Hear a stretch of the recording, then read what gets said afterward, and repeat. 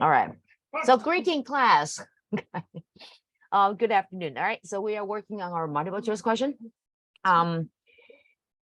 At 1828, America definitely in this westward expansion era, right? And it's about industrialization. When you see railroad associated with wave one industrialization, and if we look at the bird eye view, the world as a whole, the industrialization actually started from Britain back to 1750-ish, right? 1750s and all the way to 1850, right? So America catch up this industrialization because when it started in Europe, America was still a colony, right? But after the independence, okay, chaos within the domestic issue, right? Post-war debt, and then internationally being harassed by Britain. So America did not really started industrialization like until late 18th century. But once America had entered this the era of good feeling, westward expansion, that's the time you see America started to rise up, okay, in concern of industrialization. Okay, so question one, the image above best represents which of the following developments in the early 19th century. That would be 1800, right? Okay, so for this question, see the market revolution increasingly brought industry and cheap goods to Americans. We talk about market revolution, and the key feature of market revolution would be interchangeable parts. When you talk about that, remember? And also market revolution is what? Now, America is marching into this commercialization. So people would enjoy this new consumption, right? Because of this industrialization, boom up the production, right? Once the production is increased, the cost of production decrease and the market price decrease, right? So this actually brought industry and cheap goods to Americans, right? America started to enjoy not just necessity, but also like, luxury goods, okay, consumer goods, not necessity anymore. So 1A is fitting to this era because it's market revolution, right? And here you see among the women in workforce, no, they are not in the workforce, they're just not cheering, right? And B is a renewed focus on expanding agriculture. No, this is not agriculture, it's industrialization, right? And D, the American South attempt to industrialize by creating southern textile mill. We see no such thing in this photo, right? And then 2, the painting shown above best indicates which are the following theme. Well, market revolution, industrialization, westward expansion, right? Commercialization, capitalism. So either one of those will do, right? And then A, perfect. The Industrial Revolution brought New York opportunities for rural migrants and immigrants, right? So New York at that time become a, I don't know, the choke point for all immigrants, okay, to move to America. As this time mainly is from where? From Europe, right? And later on to 1850-ish, then you will see Latin American and Asian immigrants, right? So these rural migrants, they enjoy the job opportunity in New York. And this market revolution boom up the economy in these following major cities, New York for sure, Detroit, Chicago. Okay, so these 3 major cities that become harboring this arrival, the new era of industrialization, and paired with this market revolution, right? And question 4, which of the following figures would likely oppose the development illustrate? So this is industrialization, right? So you're gonna ask yourself, which one of the following it's a big believer in agriculture? We actually talk about Thomas Jefferson, remember? Because among these 4 figures, Henry Clay is from the West, right? So self-made politician. John Adams from the North, Massachusetts, right? And he was a attorney So he probably would not oppose this industrialization, right? And he has not even witnessed this industrialization that much. But Alexander Hamilton, not really. He focused more on economic development, right? If he was alive to witness this industrialization, he would be like, pleased, right? Only Thomas Jefferson from Virginia and strongly promote the concept that America's economy should base on agriculture. Agriculture is the backbone of American economy. That's Thomas Jefferson. That's why he purchased Louisiana. That's why he encouraged this westward expansion, right? So against industrialization, Thomas Jefferson. Next set, 1845, life of Frederick Douglass. He was a former slave. He was a former slave, and then he managed to escape to the north. And with the Northerners' help, he actually escaped all the way to Europe, because Europe by then already abolished slavery, right? And then when he arrived in Europe, he started to promote the movement of abolitionism, right? So Douglass, he later was supported with a gentleman in Europe who paid off his debts to his former master. Because after he escaped, right, his former master actually come up with, the dollar amount, how much Frederick Douglass owed his former master. The money he's spending purchasing him, the money he's spending, keeping it alive, right? So this European gentleman, just paid off the sum of debts and then bought Douglass' freedom from his master, right? So with that freedom, there's a receipt, right? So Douglass then returned to America as a freeman and started to promote this idea of anti-slavery. That's him. So for question 5, which of the following is most indicated of the growing trend in the early mid-19th century? Okay, growing trend paired with Douglass, that should be what? A, this one should be obvious, right? So a growing call for abolition, because this time, why? Europe by 1840, already the entire Europe abolished slavery. And America started to have this kind of desire, urge to follow, because to America still recognized the civilization in Europe at that time. So whatever European did must be the right thing. Right? And especially the North had a big problem about this, one country, two systems, right? So A echoes this era. A also matched this theme is Frederick Douglass.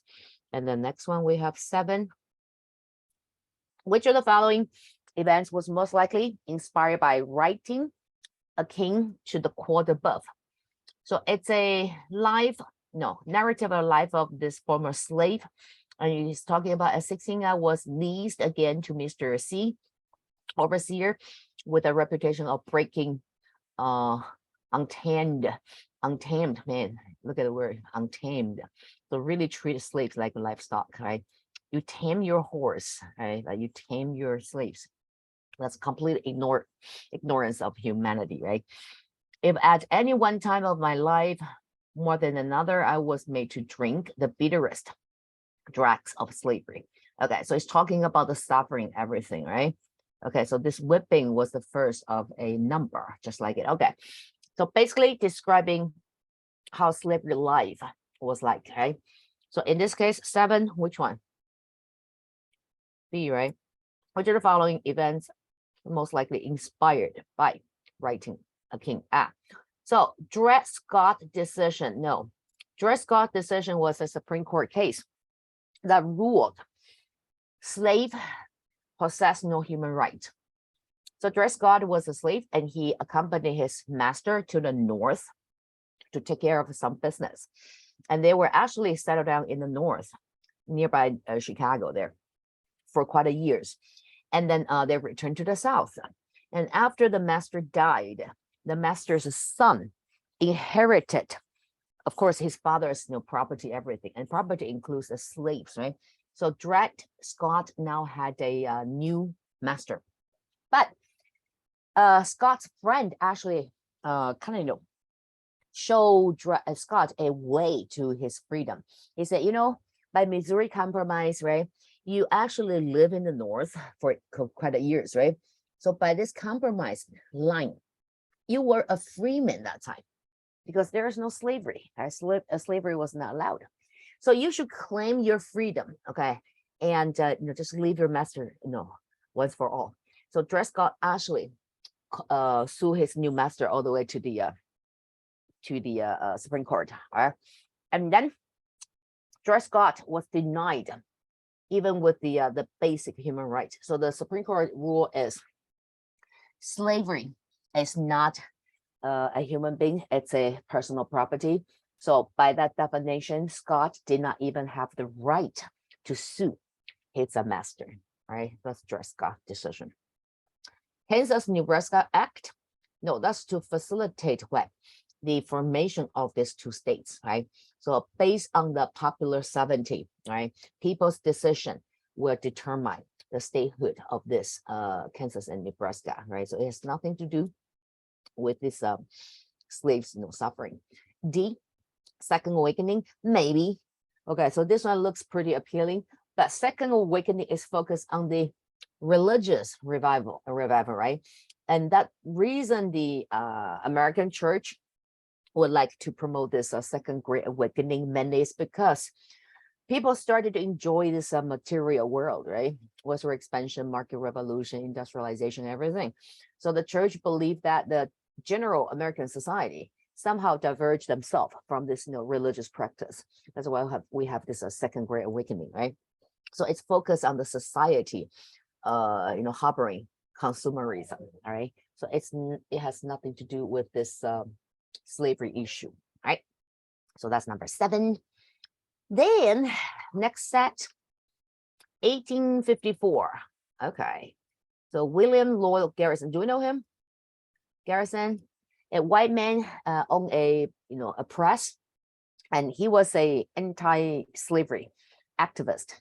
So he would take the advantage of his own business practice to help the abolitionists to publish their idea on his newspaper. That's him, Garrison. All right. So no compromise with the evil of slavery. Okay. So basically, is what after Nebraska Kansas Act, right? Remember the political cartoon? The South forced the Kansas Nebraska to swallow, right, a slave, right? Like it or not, just swallow it, right? So Garrison's reaction to this Kansas Nebraska Act, right, published on his own newspaper. So in this case, we miss 10, 11, 12. Okay, 10, 11, 12.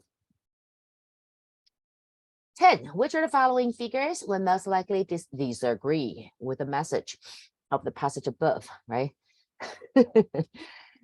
Do we know any of them? We do know Harriet Tubman, right? She's a escaped slave, right? So she definitely will agree with Garrison. So you can cross this one out. All right. Elizabeth Stanton, remember her? One of the pioneer of women's movement, Wave 1, right? So in this case, no, she would definitely support Garrison because women's movement, Wave 1, also sided with African Americans, right? The first agenda on their to-do list is abolition, right? So that's down to this two, right? Richard Allen and George Fitzgerald, right? So we want someone that is against, right? Against this message.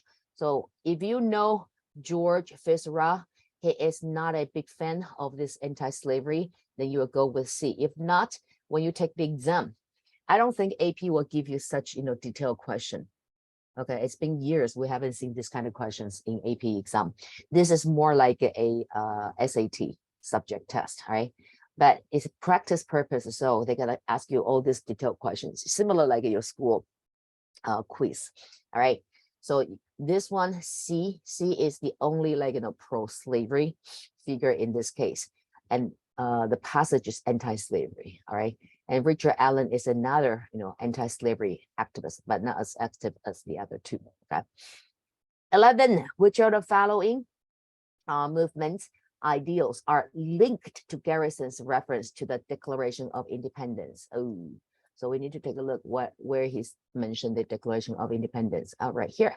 I'm a believer in that portion of the Declaration of American Independence, right? In which it is set forth as among self-evident truths, right? All men are created equal, endowed by their creator with their certain inalienable rights, right? So it's talking about human rights, nature right, right? And everyone are equal, right?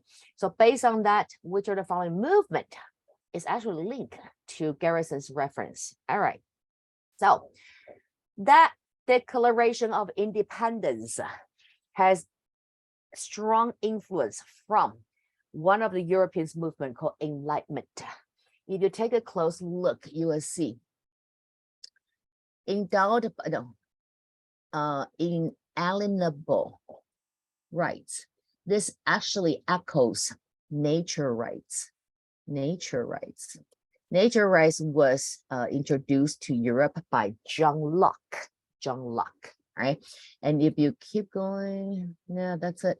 There are actually other sites from Declaration of Independence. You will see Enlightenment idea everywhere.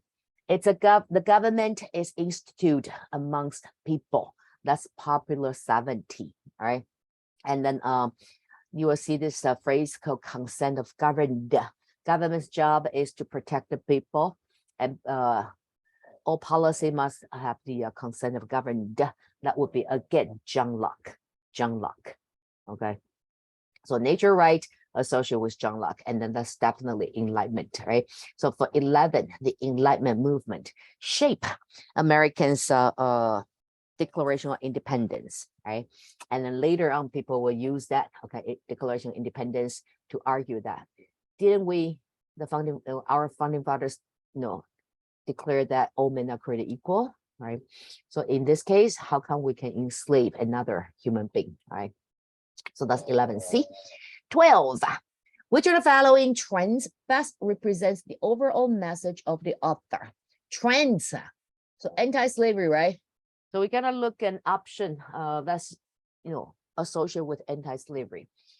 So we have sectional tension increase following the early 1850. That support this trend, right? Remember what happened in 1850? This very year, not but 1850. Compromise, right? Compromise of California, right? And then that lead to this this backfire, right? The North tried even harder to assist slaves to escape, and the South treated their slaves even harsher, right? And federal government somehow oppressed on this African American slaves, right? And prohibited the North to assist any escaped slaves. All right, so that tension between the North and the South over slavery issue, what was heated, right?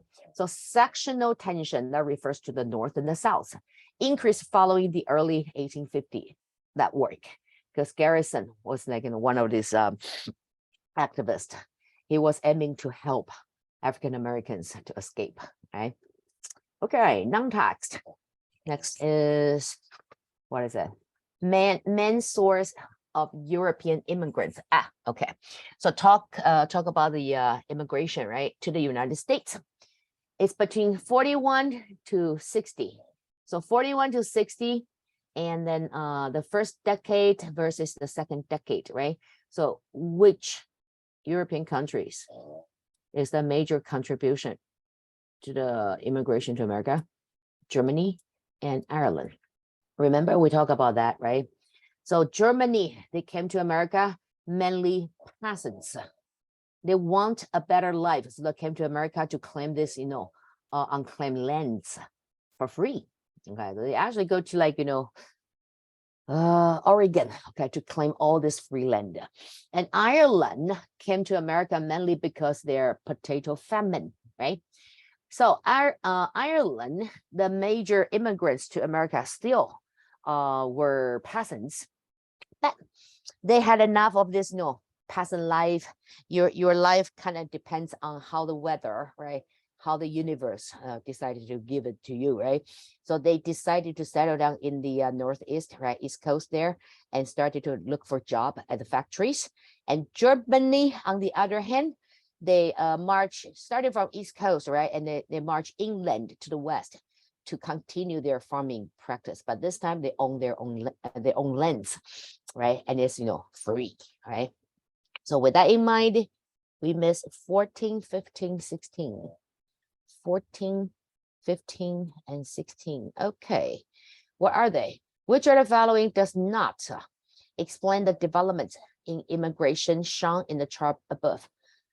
Well, so mainly from Europe, right? Okay, so we will not here. End of the Little Ice Age in Scandinavia. This does not contribute to the surge of European immigrants to America.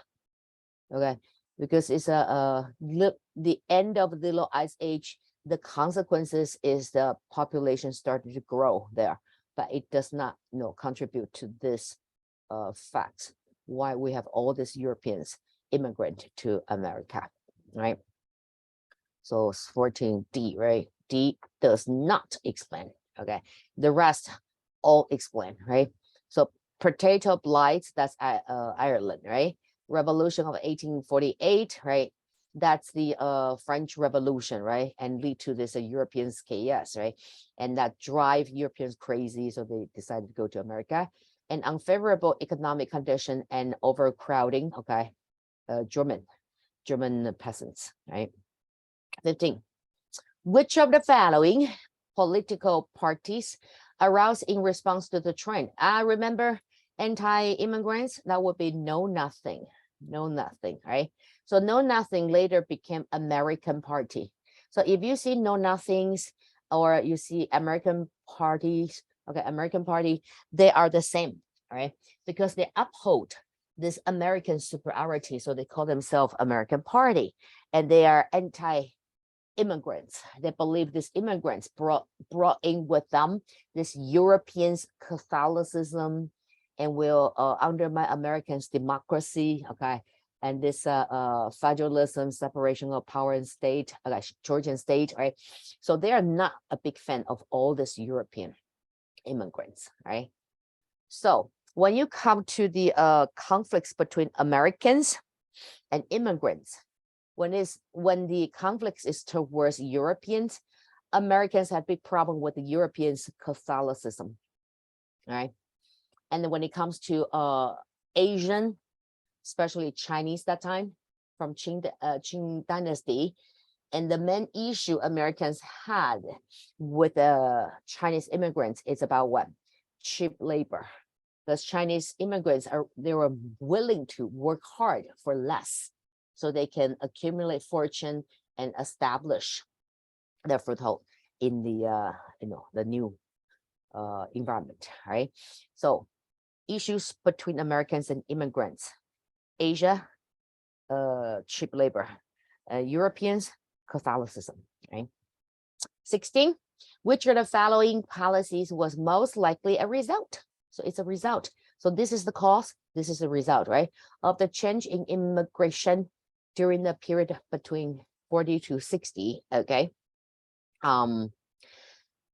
All this result, right? So we have all these immigrants rush into America, right? And then immigrants, they tend to be more willing to work harder because they couldn't establish themselves back home, right, in their own society, their previous society. So when they come to America, their agenda was very clear and simple: establish yourself in the society, right? So hardworking immigrants become a trend.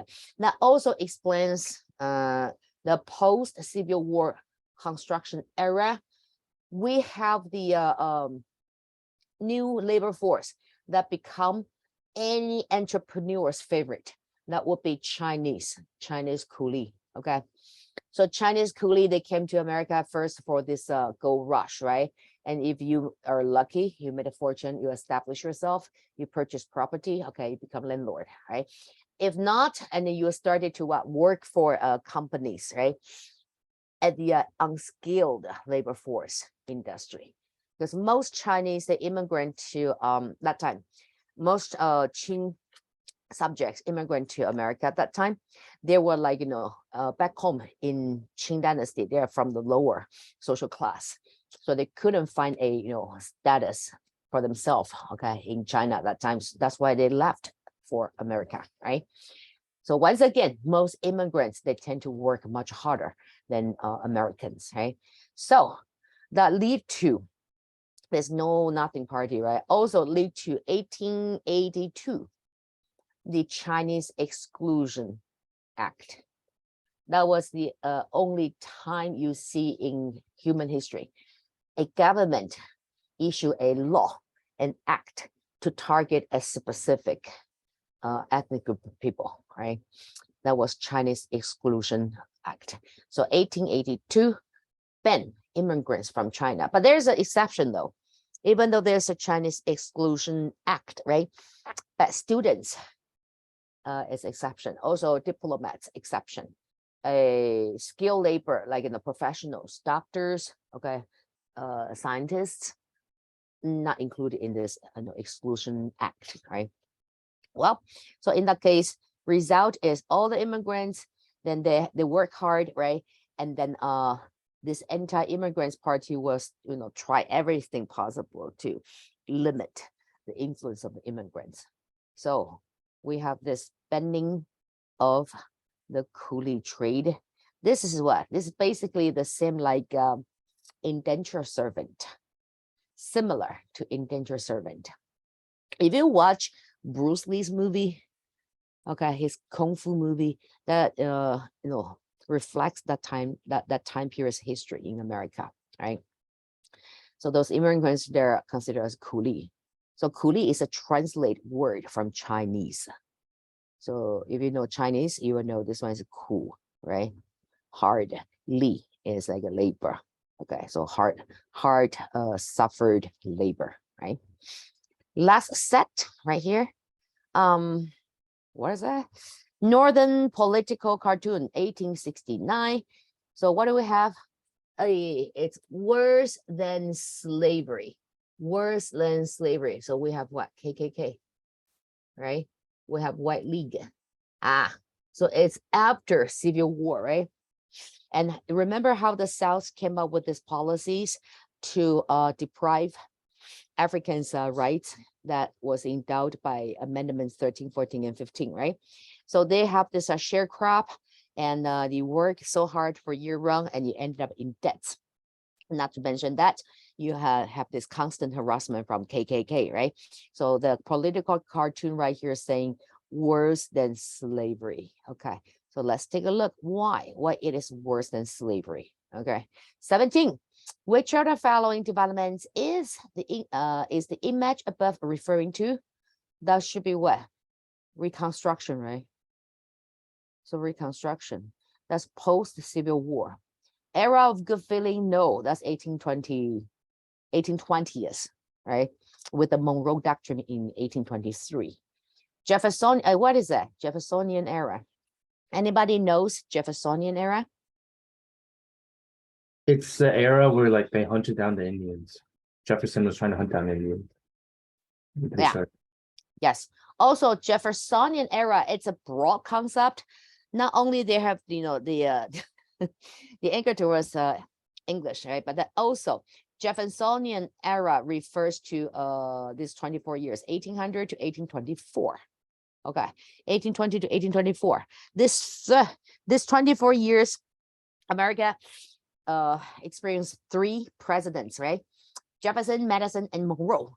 They're all from Virginia. They're all Democrats, a Republican, right? So it's kind of like, the power is centralized in Virginians' hand, right? So it's Jefferson was also from Virginia, okay, a big landlord, right?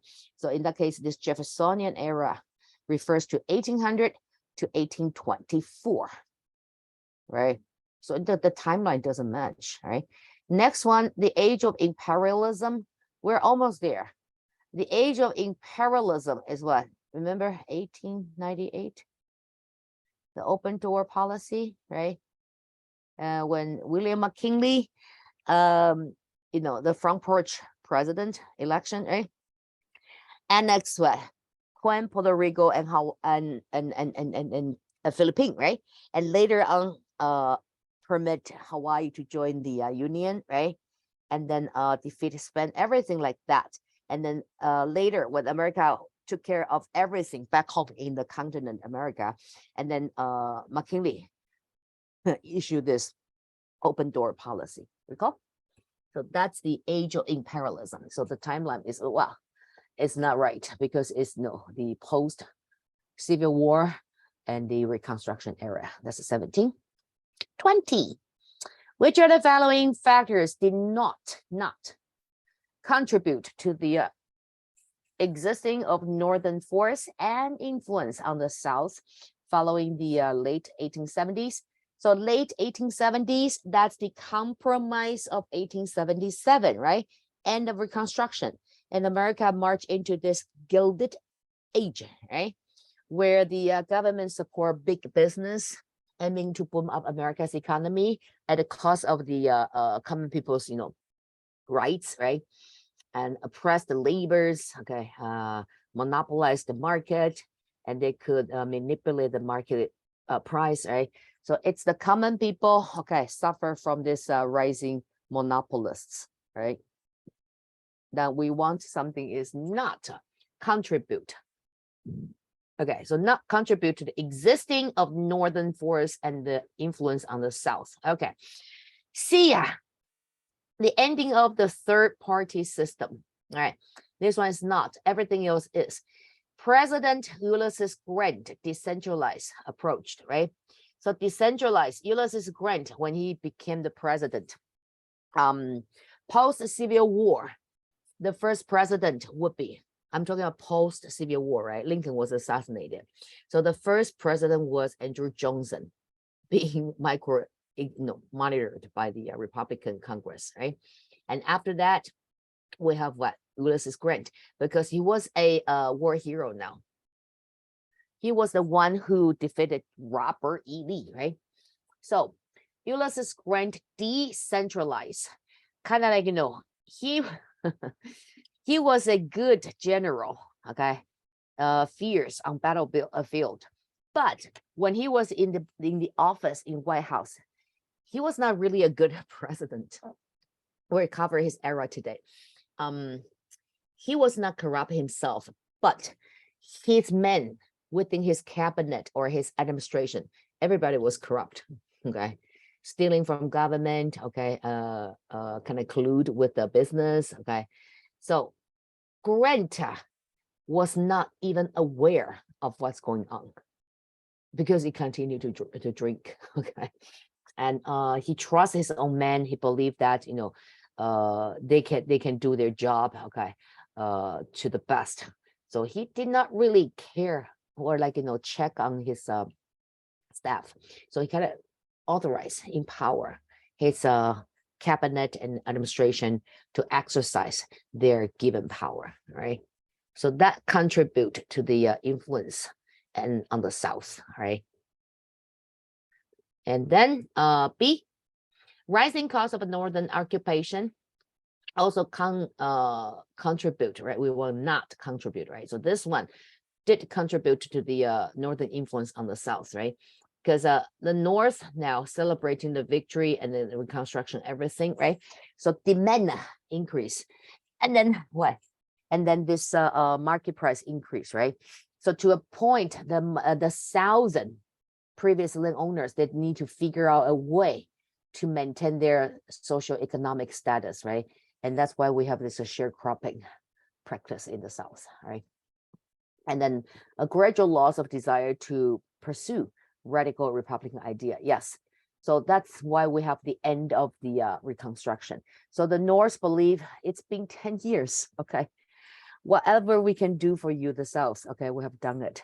So after that, you're on your own. Good luck. And then they send this federal army back to the North, right? So this is the only factor that did not contribute to the North's influence on the South, right? So the influence could be increase or decrease, right? So that's question 20. Questions? That's all the questions we miss from this practice. All right. If not, then we can continue to this one. Okay, this one, right? So yesterday we kind of went through this Gilded Age from the the thriving prosperity perspective, right? Now let's dig deeper to this corruption. So we talk about this homestead strike, right? And Carnegie had a scapegoat, Henry Clay Frick, to do the dirty work for him, right? And he himself could maintain this successful entrepreneurs and continue to influence American society, right? And then we talk about this horizontal and vertical monopoly, right? Okay, so Standard Oil Company, Rockefeller's monopoly is horizontal because he only monopolized the refinery. But by doing so, he actually played two roles though. When there is one or just a handful sellers, right, in this market, and then the control more than 80% of the market share, you call them monopolists, right? Monopolists. And this kind of business practice is called monopoly, right? Monopoly. And there's another type, it's called monopsony, okay? Monopsony. It also mono, and p plus, okay, pasni, all right? So monopsony is what? There is a one major buyer in the market. So if there's one major seller, okay, occupy 80%-ish market share, that's monopoly. But if there's one major buyer in the market, that buyer is known as monopsony, right? So when you see a horizontal monopoly, you can conclude that this company is the monopoly / monopsony, okay? So that's what Standard Oil Company was about, both role, right? And JP Morgan, he actually purchased Carnegie's steel empire. So Carnegie, in order to achieve his dream, all these three monopolists, all right, Carnegie, Morgan, and Rockefeller, the way they managed to build their empire and monopolize the market, okay, involved many immoral practice, okay? Most obviously is how they oppress their workers, right? So this homestead strike is a good evidence to support the argument, right? But all three monopolists, when they turn into their later years, like 60s, 70s, they gradually retire from business and started to devote themselves into this charity work. And they started to contribute to the society by either building libraries, okay, or set funds just to financially aid poor students, okay. And then later on, they come up with this idea that the mission of an entrepreneur is to first establish your empire, right? And second, contribute back to your society. So they all argued that the reason you can be successful, mainly because your talent, your courage, your experience, and your luck, but most likely is the society, okay? So without the society, you have no market. Without the society, you have no production, right? So they believe that any decent entrepreneurs, they could allow themselves to cross the line and step into this gray zone, moral gray zone, so that you can build up your empire, right? And only when you establish yourself, right, financially, then you have power to influence the society. That's the time you contribute back, all right? So that's how these three monopolists, they all agree. So in their later year, they all committed to this charity work. So Carnegie started it. Carnegie wanted to retire and really devote himself to this charity work, but he couldn't find any, individual that can purchase his company, because he was considered like, the top three, okay, wealthiest businessman in America at that time, right? So not even the government could afford to buy his Carnegie's business, right? But his Carnegie's secretary proposed that. How about J.P. Morgan? Because within these three monopolists, Morgan was the youngest. So when Carnegie and Rockefeller, they were both about to retire, Morgan was still working hard and try to even accumulate more wealth. So Carnegie's secretary suggests, how about Morgan, right? He's rich and he's ambitious, right? He monopolized Edison, right? So that's how Carnegie managed to sell his company to Morgan, and Morgan paid Carnegie $400 million. Think about that, $400 million in 1901, all right? 400 million US dollars in 1901. That's how rich Morgan was, okay? And then Carnegie did not believe that Morgan would purchase his company, right?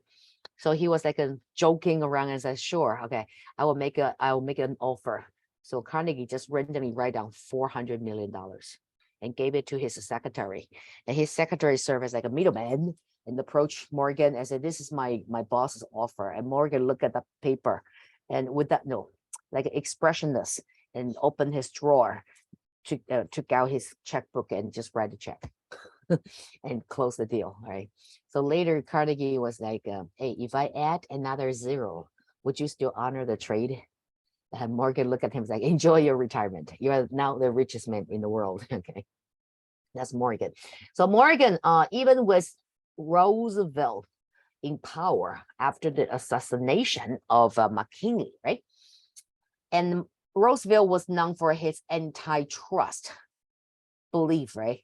So he actually break down Rockefeller's Standard Oil Company, and Carnegie by then retired already. Okay, so he dodged the bullet. And then Morgan had that, close tie with the American government, also dodged the bullet. But Carnegie not so lucky. Okay, he was, targeted and found guilty. So his company was divided into 34 companies. But each one company, Rockefeller's family holds share. So that actually once the stocks went public, his family's wealth tripled, at least tripled, right? Okay. So now let's move on to this union. Workers, they finally realized individually they stood no chance to confront their boss, these entrepreneurs, capitalists, right? So they realized one thing: we must unite. Only when we unite, we can force our employers to listen to us, right? And give us what we deserve, right? So that's the time you see unions, labor unions started to form, all right? The very first labor union was established in 1869. So it's during this reconstruction era, right? That kind of makes sense, because this time is when this capitalists, they started to monopolize the market, right? And oppress the labor's right. So Knights of Labor was formed in 1869, right? And then this labor union soon recruit many members because they allow either skilled or unskilled workers to join, right? They even take in women and African Americans, right? So they did not have like, a specific requirement for the membership, right? As long as you're a worker, come join us, right? So what do they want? If you look at what they want from today's standards, like a very reasonable, right? 8-hour workday, of course, right? Termination of child labor. Yeah, there's a law to ban child labor in modern days, right? And equal pay for equal work, right? That's reasonable, right? And the elimination of private bank. Wait a second, why? Okay, so private banks, in the eyes of these laborers, are evil. They're as evil as the monopolists, all right? This middle class people, because banks, they collude, okay, with entrepreneurs together to oppress the common people, Because if you buy a property with a loan, house loan, right, financed by the bank, if you miss one payment, they give you a warning. You miss two payments, they will give you another warning. And if you miss three payments, they have the right to take back your home, your property, because that's your collateral in order to obtain your loan, right? So banks, they in the eyes of this common people, it's like they're just evil, okay, blood-sucking empire, right? Because they granted you a loan and already prepared to, inherit your property, all right? So the public believe that. That's one thing they hate banks. The other is banks offer loan to business as well, right? But in this relationship, bank is actually the subordinate. But when common people borrow money from the bank is a superior, right? And the bank, because their finance, their money, their fund, more than willing to loan to the businessmen, right? The entrepreneurs. Now, kind of speed up the business expansion, right? And to a point, they could oppress even more laborers. So they want to eliminate of these private banks, right? So these unions, they argue that as long as we have national bank, that's good enough.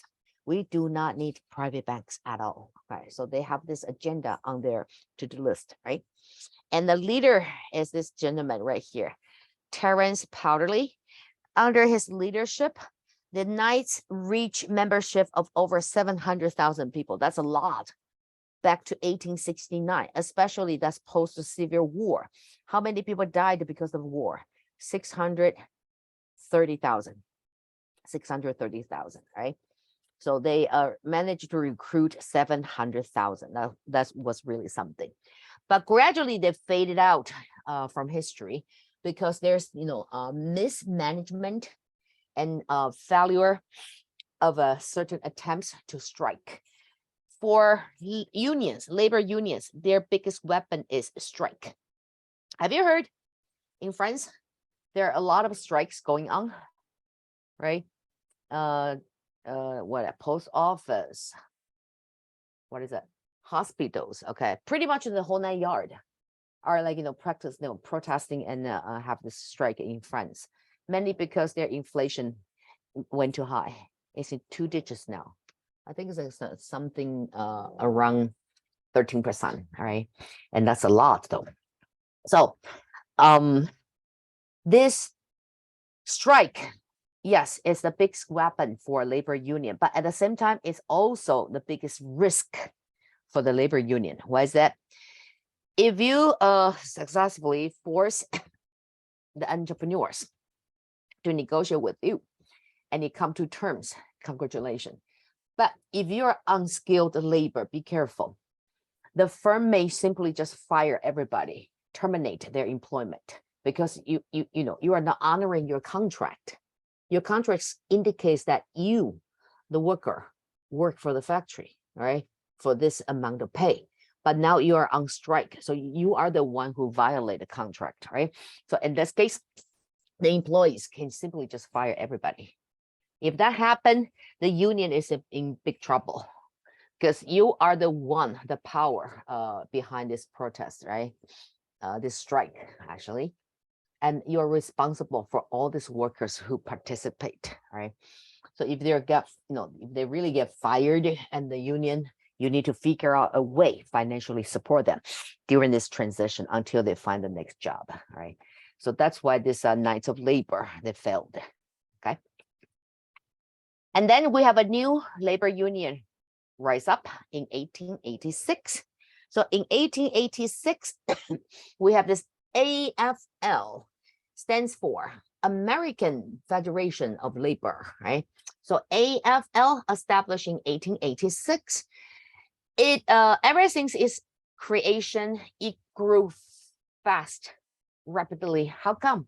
Because the downfall of this Knights of Labor, right? Kind of like left this laborers, kind of wondering what's next, what's in the future, right?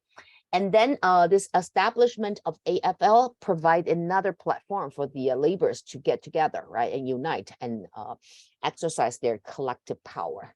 And the other reason was members joining AFL, they normally did not join like individually, they join as a group. So local communal unions, they join AFL. So they expand very quickly, right? And also see what their demand is. Also very reasonable, right? So they are not looking for like a revolutionary change. Only thing they want is a better working life. That's reasonable, right? So at least make sure the factory is safe, right? You have the emergency exit, you have the fire alarm, right? You have the sprinkler, okay?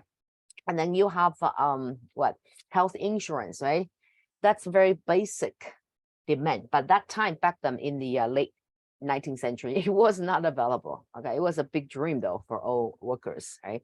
Because with that benefits and rights incorporated with the wage and salary, it gonna raise up the cost of production for the business, right? And their only agenda is to maximize their profit, right?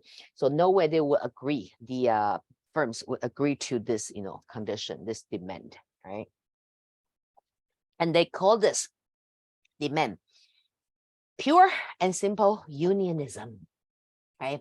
So they believe they're reasonable. But back then, in the eyes of entrepreneurs and the government, it's like, no, you're dreaming, right? And now it's like, sure, right? It's reasonable. And then here comes another strike of 1877. By 1877, the Great Railroad Strike. Why it's called the Great Railroad Strike? It's a railroad, okay, connecting Baltimore and Ohio, all right? And this Baltimore and Ohio is a pretty long distance, right? So many Irish workers were recruited, right? And this company, Baltimore and Ohio Railroad Company, mismanaged their finance. So they have no choice but to cut this workers' pay. Okay, so the first time the workers kind of, fine, we can swallow our pride because we need a job. But when this company cut the labor's wage for the second time, no way. Okay, so the second wage cut, all right, caused this labor strike, all right. And President Hayes, do we remember who this President Hayes was? He was the president who made this compromise of 1877. Remember the South? No. 1876, the election, none of the top two candidates achieved majority, right? So as a result, this election will go to the Congress, right?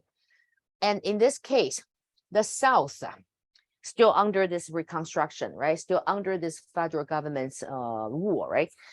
They had enough of this, lack of autonomy. So they really want to reclaim their statehood and establish their state government, everything, right?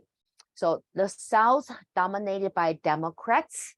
So the Congress, all these Democrats, congressmen, they come up with this idea. What if the Congress, okay, the Republican, the federal government agree to end this Reconstruction in the South?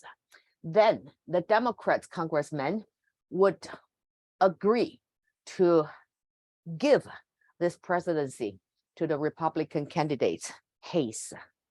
That's what the compromise of 1877 was all about, right?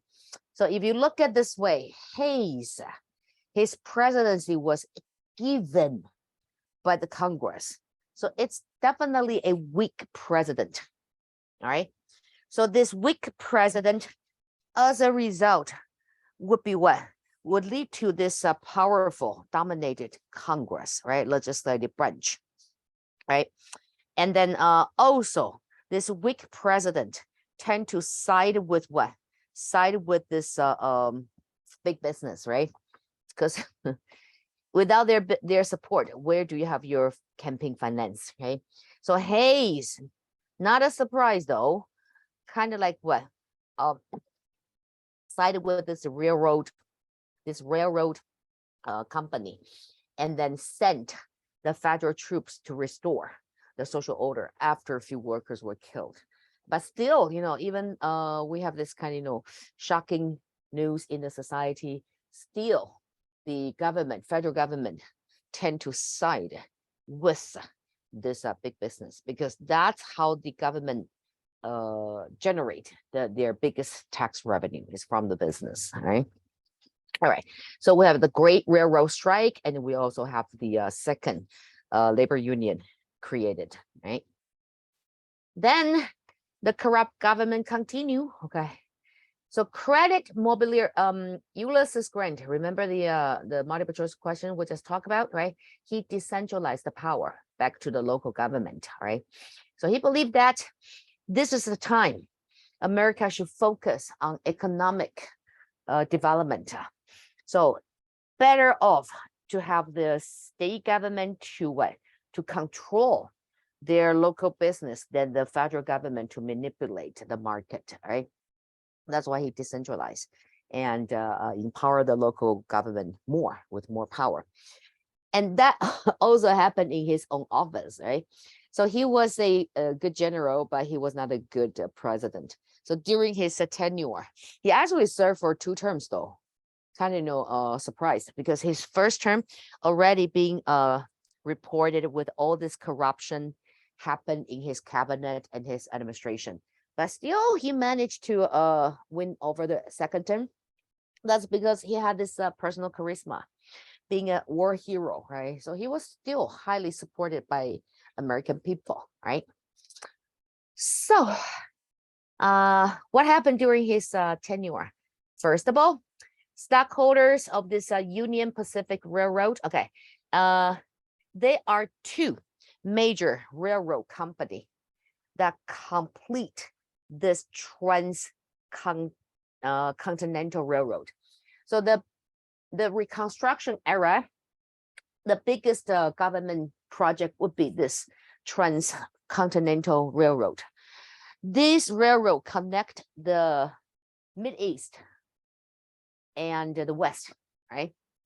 And from Mid-East, you can connect to the Eastern coast already, right? So this is a big project. So the government had to commission 2 companies. One company started to construct the railroad from the west towards the center, and the other one from the east to the center. And these 2 companies will then meet in Utah. Okay, so Promontory Point, Utah in 1869.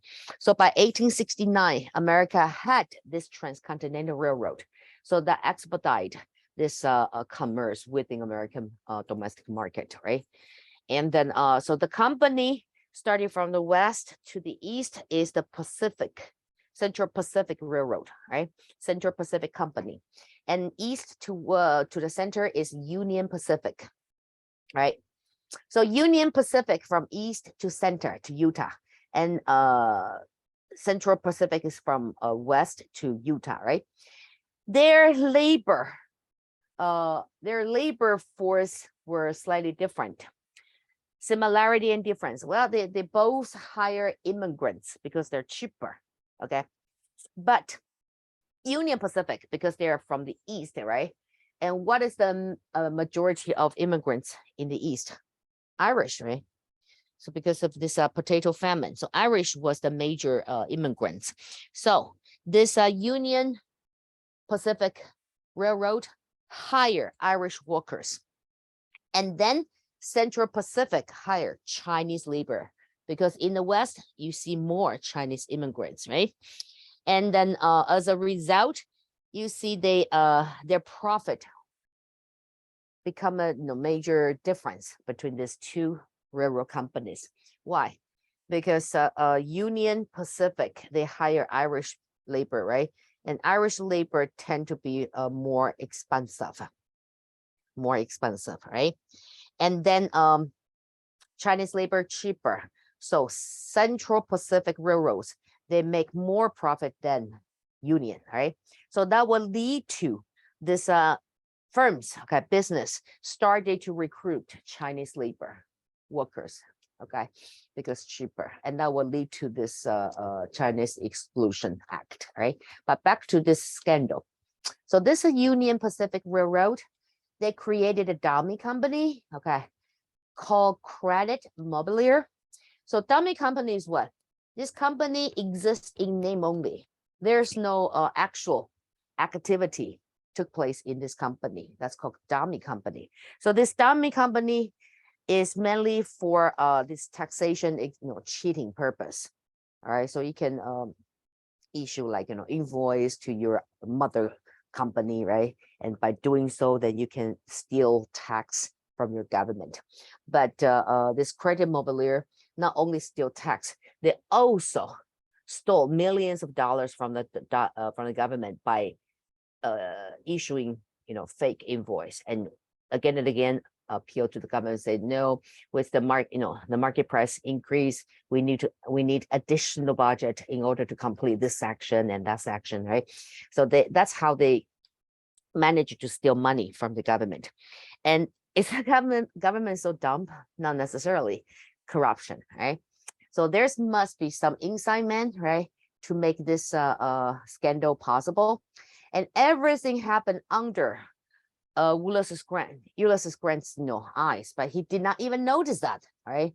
Because he was busy drinking and try to make sure, okay, America have no domestic threats or foreign threats, that sort. So when this scandal was finally revealed and reported to the public's blame for the scandal fell right onto President Grant and his cabinet. But despite of that, he still win his second term. Okay, that's his heroic charisma enable him to secure the second term, right? And so if you look at this historical photo, this is the day these two railroads meet in Utah, right? And the final spike was actually nailed into the ground by the governor of Utah. And what is so special about this spike? It was made of pure gold. Okay, still there. You can go there and visit, right? Of course, it's a secured. There's no way you can steal it, right? Pure gold spike, right? So mark this historical moment. America had a transcontinental railroad, right? And you look at this photo.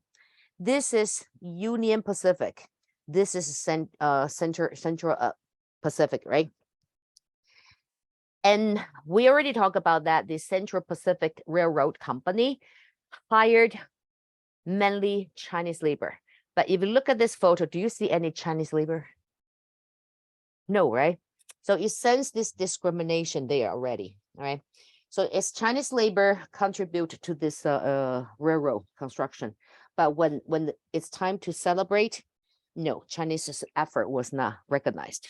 But these Irish laborers, their effort was highly appraised, right? So keep going. Panic of 1873. So why we have this panic? Well, the fast, rapid development of market, right? Along with huge budget from the governments in this fiscal policy, right? That would lead to the market demand increase big time.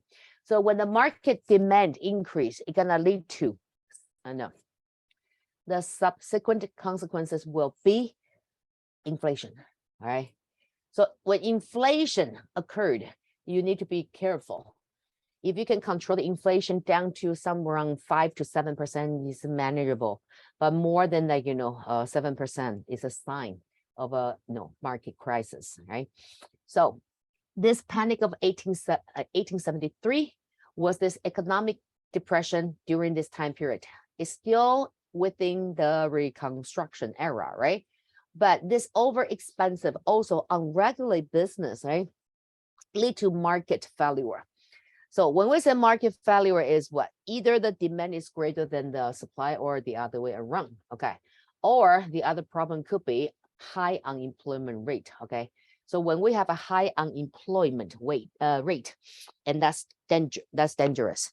It could lead to what? This depression, okay? And that's later in 1929, America experienced this Great Depression.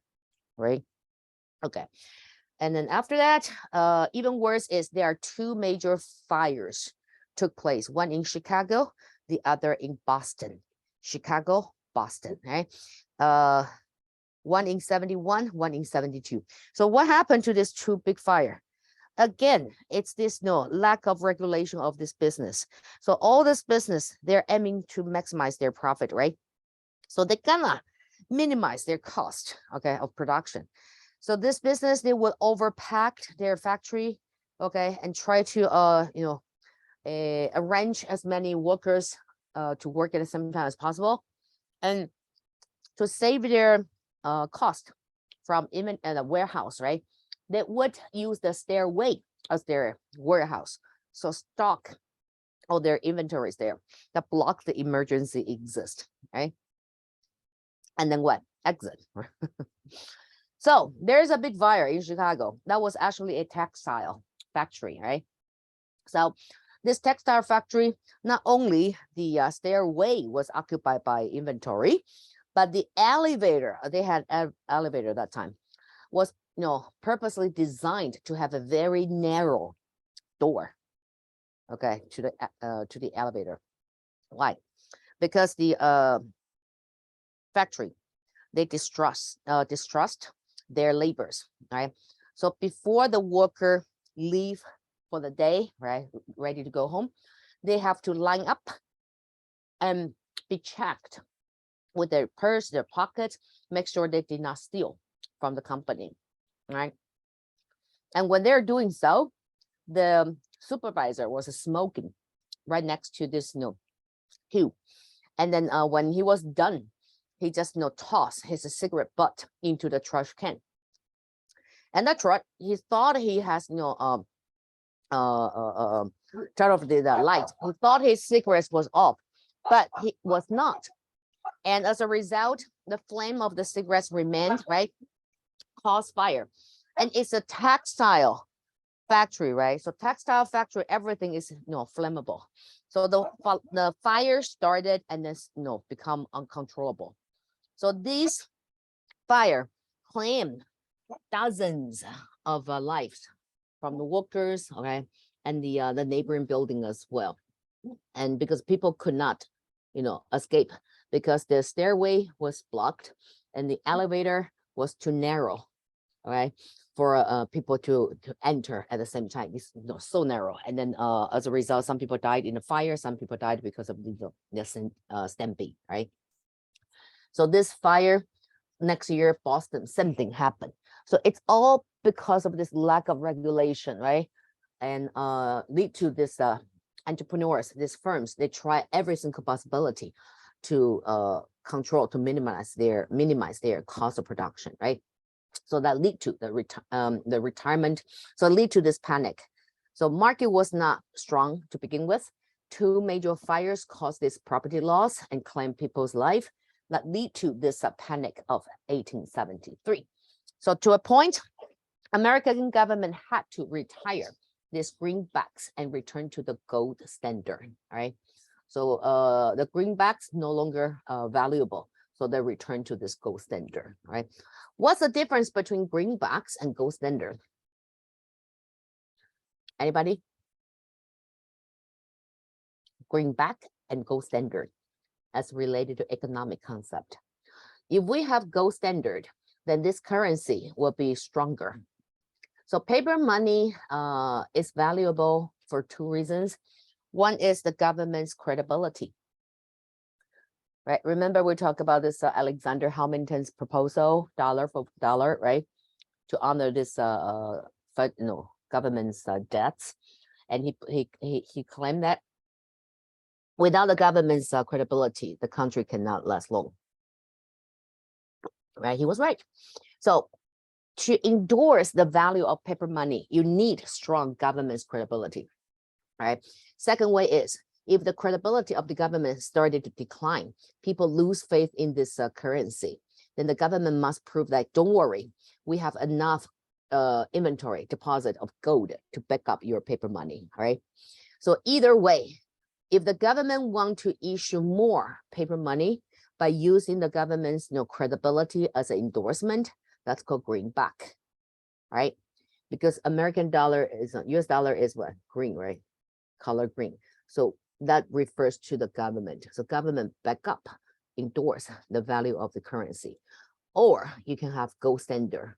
If the government's reputation is damaged, and then you use gold to back up the paper money, right? So America have no option because people started to lose faith in their government, right? So the government had to return to gold standard, okay? Then we have this whiskey ring fraud, right? What is that? That's also happened during Grant's tenure. So remember we mentioned that he was a drinker, right? So he drank a whiskey as well when he was in White House. And this scandal was what? What is whiskey ring? It's the sticker that all these distillers must purchase from government as a form of a tax. So if you purchase this sticker, that means you already pay the tax. And US government, that time they need, to generate more revenue, right? And then to finance all these projects. And when you want to raise tax, be careful. You don't want to raise tax on necessities, right? You only raise tax on what? On this, luxury goods or consumer goods, right? So that means you don't need this whiskey to survive, right? And you choose to drink. That means what? You can afford it. So since you can afford it, we're gonna raise the tax, right? So whiskey was being taxed big time. And the distillers is like, no, that's gonna interfere with my profit, right? So they somehow found a way to collude with this, tax officer. And then this tax officer sold the sticker to the distiller at a very, very low price. And of course, this officer would receive this bribe in return, right? So it's a win-win situation for both players, but who suffered? Government, right? So this distillers, they're actually stealing tax money from the government, right? So all this happened once again during Grant's administration, right? And then Grant did not know, okay? So he did not know. So people still, once again, blame his administration, but people still love him. So he won over this second term, right? So that's the whiskey ring fraud. So you see this corruption so far, right? Either is what? Either is the governments, right? Abuse their power, try to pocket money for themselves, or is the businessmen collude with the government, right? And steal from the government, right? So either way, the government lose great amount of money because of this corruption. Also, how entrepreneurs tend to oppress these workers, right? Laborers. And even if they have unions, still not working because that time government sided with big business, right? Okay. So the corrupt government, you can say it started from this reconstruction. Did it end with the compromise of 1877? Not yet. About to, but not yet. Okay. So compromise of 1877, we talk about what that is, right? It's Hayes versus Tilden. So Hayes represent Republican, Tilden represent Democrats, right? And then we already know the story, right? So the Congress, okay, especially the Democrats, they agree they would give the presidency to Hayes only if they agree to end the Reconstruction, right? And then we have this Gilded Age. So this is a term coined by Mark Twain, right? And now we know why it's called Gilded Age, right? So look beautiful, but deep inside, nah. Okay, it's all garbage, right? So to end this era with this cartoon is, perfect, because you're gonna see this cartoon, okay, in your exam. We have seen this cartoon for many years, right? Anybody try to decipher this cartoon? This political cartoon? How this cartoon can, reflect this Gilded Age? Big thing. Yes, Ria? I'm not sure if this is exactly it, but I think it's like the economy and the bank and stuff is all ran by the monopolists. Mm-hmm. Okay, can you be more specific? How you decipher the information? like why I think it's that, Right? because like all the trust, whatever, or like the big people, like Yeah. they all look like money bags, kind Right. of. Mm-hmm. And then all the workers are like small, and it looks like they're monitoring them working, kind of. Mm-hmm. But yeah, Right. So you're right. You're right. Okay. So it's the political cartoon to criticize this Gilded Age in American history, and with the big tycoon right here, the tycoons, everyone has dollar sign on them, and you see this trust, right? So trust is another way to say monopoly. All right. So with all the trust, and then you see the entrance, right? Also have an entrance for monopolists, right? So they are actually dominating the Congress. And you look at the congressmen, are they working even? No. So this is a perfect political cartoon to highlight, reflect this Gilded Age, right?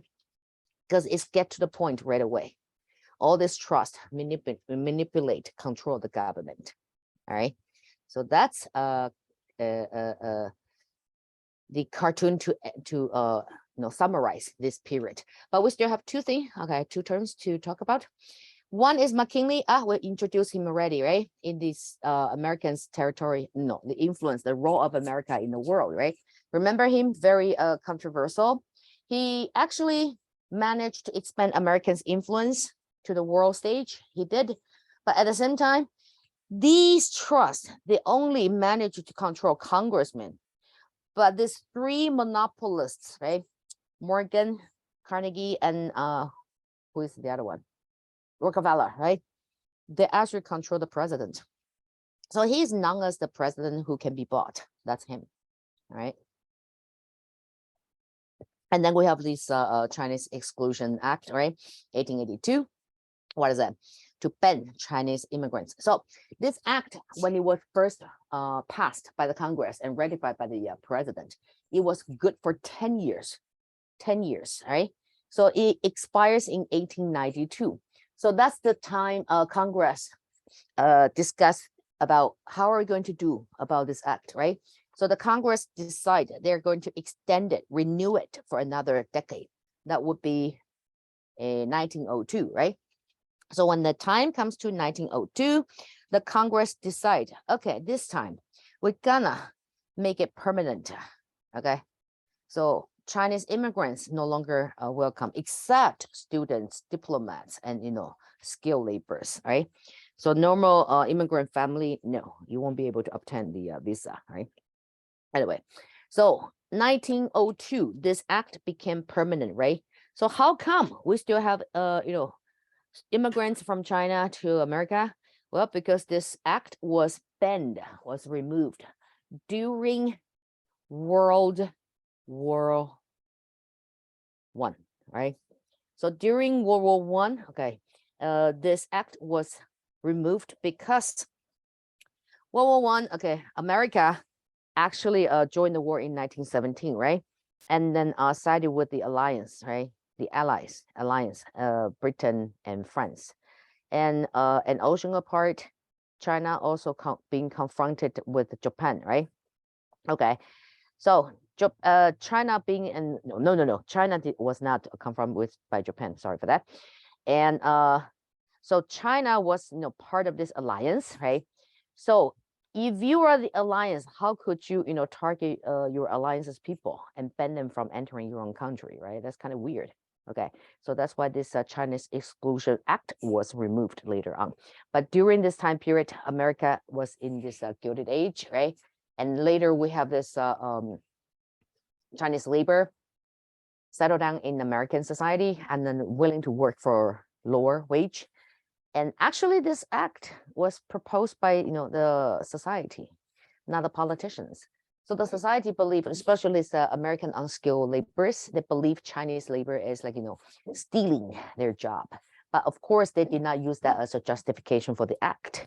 The justification was Chinese immigrants undermined American culture, okay, and caused social disability and Chinese immigrants like to gamble, playing dice, right? But American also gamble, right? Pokers, right? But anyway, and then some of these Chinese immigrants, they still keep this Qing dynasty's hairstyle. So everything was like, they're ready for Americans to pick on, right? And they use all this excuse as a justification to force the government to pass this Chinese Exclusion Act in 1882, right? Okay, so that concludes this Gilded Age. So after Gilded Age in 1890, we're gonna march into this new era called progressivism. So what is progressivism? Timeline first, all right? Progressivism is between 1890 to 1914. It ends in 1914 because that's the year World War I took place, right? So progressivism is when the American society, they realize their problem, right? So the Gilded Age for 20 years, finally American realized, hey, we have a social problem, right? So a group of activists, along with this young ambitious politician like Theodore Roosevelt, right? They're aiming to and determined to change the society, right? But it's not like to go backwards, because the society already enjoy the benefit from industrialization, right? So there's no way America would abandon industrialization. But this cost of industrialization is what? Social disability, right? Corrupt government, collude business with the government, everything. So what America tried to do was to reform the society while maintain the benefit of industrialization. That's called progressivism. Okay, progressivism, right? So regulate the business and then regulate the public safety and regulate the food safety, everything, right? So that's the era we call progressivism, right? And timeline would be 1890 to 1914, right? Progressivism, 1890 to 1914, right? So before we start, let's take a break, right? I think I'm starting to show some cold symptom. Hopefully it's cold only. All right, so let's take 10, please. And we come back, we'll move on to this progressivism, right? Starting from Roosevelt, Theodore Roosevelt, right? I'm gonna mute myself.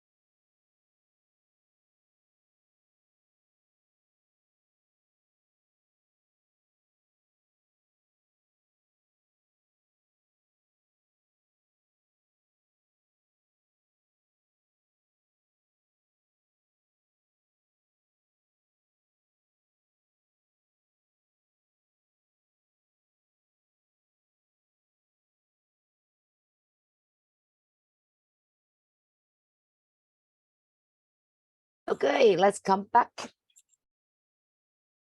Are we back? Type 1 if you are. Thank you, Ria. Thank you, Sunny. Jeffrey, thank you. Okay. Now we are in progressive era. And this era started from Theodore Roosevelt. Okay. So Theodore Roosevelt, Republican, a governor to begin with, and then later on, no, Republican governor, and then later on vice president, and then president. All right. So his nickname is Teddy Bear. Why? Because he's also a mighty hunter. All right. So during his free time, he actually went hunting, and one time he was aiming at a mommy bear, and then he was about to pull a trigger, but he glanced, on the side, there's a baby cub, okay? And he knew that if he pulled a trigger, this cub would become orphan. So he couldn't do it. So he lowered his shotgun, okay, and spared the mommy bear. And this anecdote was told to news media by his guards, okay, bodyguards. And then you see how businessmen can be so sensitive, right? The sense, there's a business opportunity. They then, do you have a teddy bear, Ria? Do you have a teddy bear? Yeah, Do you hug your teddy bear to sleep? not anymore. Because if you do, the teddy bear is actually created based on the figure of Theodore Roosevelt. Now you look at that, kind of like resemble, right? Not really. It's kind of a little bit choppy, okay, cute, right? And then kind of giant head. So this teddy bear is actually created based on Theodore Roosevelt's image, all right? And because of this anecdote of his hunting story, all right? So teddy bear, now you see teddy bear, that refers to Theodore Roosevelt, right? So Roosevelt took the office, right, after McKinley was assassinated by this anarchist. So anarchists, what happened? Why we have anarchists? It has something to do with the rise of the socialism in Europe, right? So in Europe, after the industrialization, okay, we have new rising middle class, right? This bourgeoisies, they profit from their trade, right? And adopt this industrialization to mass production. And this bourgeoisies, okay, they definitely, like in America, something, right? Gilded Age. So this bourgeoisies and in America and in Europe, they tend to oppress their workers, right? And lead to this strike, riots everywhere, okay, in Europe and America, okay. And then to a point, we have what? Let me skip this one and come back later. We have the movement of socialism, okay. So movement of socialism is what? It's usually whatever movement took place in Europe at that time, it somehow will find its way to America, like Enlightenment, right? Influence independence of Declaration of Independence, right? And later on, we have what? We have this market revolution. That's the result from Europeans' industrialization, you see? And then we have this abolitionism, right? That's the result in England, right? The Slavery Abolition Convention, right? So whatever movement in Europe at that time, you will see, just give it a couple years, a decade, the longest, and you will find its way to America. Okay, so when Europe was celebrating this achievement of industrialization and this right economic system, capitalism, right? Certain thinkers, they started to question this the moral ground of this capitalism. So can anybody illustrate and explain or like distinguish the difference between capitalism, socialism, and communism? First of all, this three isms, they're all associated with economic system, right? They have similarities and differences. So can anybody talk about the similarities and differences between these three isms based on your understanding? Anyone? Capitalism, socialism, communism. Jeffrey? I was thinking like capitalism was like when you when like something, it's kind of like a monopoly, but like you basically like earn money based off of something, right? And then communism is giving like was it, I think, well, my concept of communism is like sort of China, but I think it's like something to do with like everybody has like gets like a share of something, you know. And then what was the other one? Socialism. I forgot that one. Yeah. It's somewhere in between. Okay, you're right. Your big picture, big idea is correct between this capitalism and communism, right? So this could be a DPQ or a long answer question though. Okay, so the first of all, let's talk about the similarity of this three ism, right? This three ism, first of all, they all refers to economic system, right? And second of all three ism, they guarantee equality. They all guarantee equality. Wait a second, are you sure? Yeah. But just in different way. Okay. So equality is the major, pursuit, but equality in different way. So here comes the differences, right? How different? Capitalism guarantee equality in opportunity, right? So everybody was born equal, right? That's Enlightenment idea. And then the opportunity is also equal to everyone. So if you have the ambition, you have the skill, the talents, okay, and you have the capital and the courage to enter the market to start your own business, welcome. The door is open to you. So the opportunity is equal to everybody, all right? So the market is not controlled by the government. It's open to the general public, all right? So after you enter the market, you start your own business, that's it. There's no guarantee from this point on. It's up to you how talented you are, or maybe your luck, right? So if you can make a success, right, and accumulate fortune, and that's yours, private property concept, right? So capitalism encourage investment, right? Guarantee equality in opportunity, and also protect your private property. That's capitalism, right? So sounds pretty ideal, right?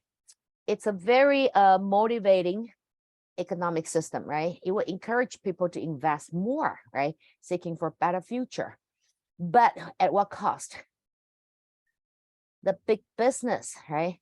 If they can ignore their conscience, their moral standard, their moral ground, they can collude, right? They can do whatever necessary to get their hands on this big chunk of profit, right?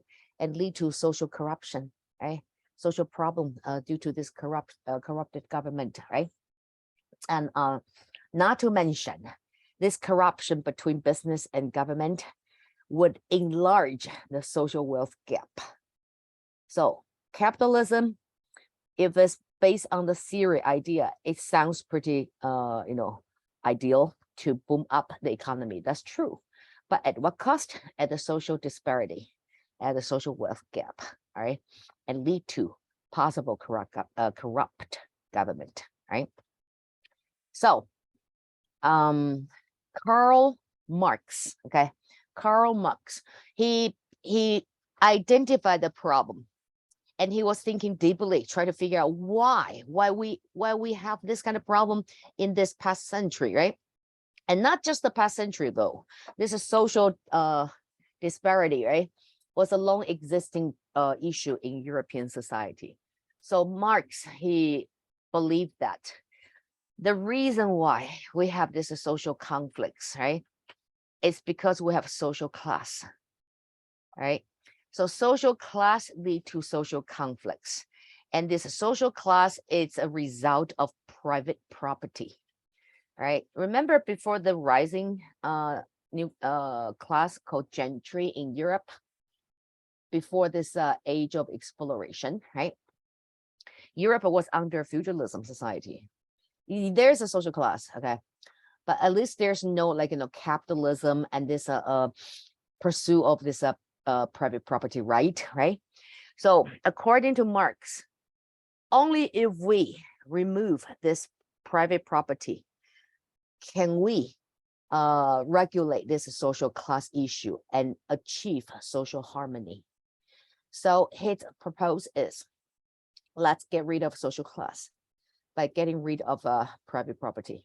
He also argued that this bourgeoisie, entrepreneurs or monopolists, they do not deserve all this profit. They don't.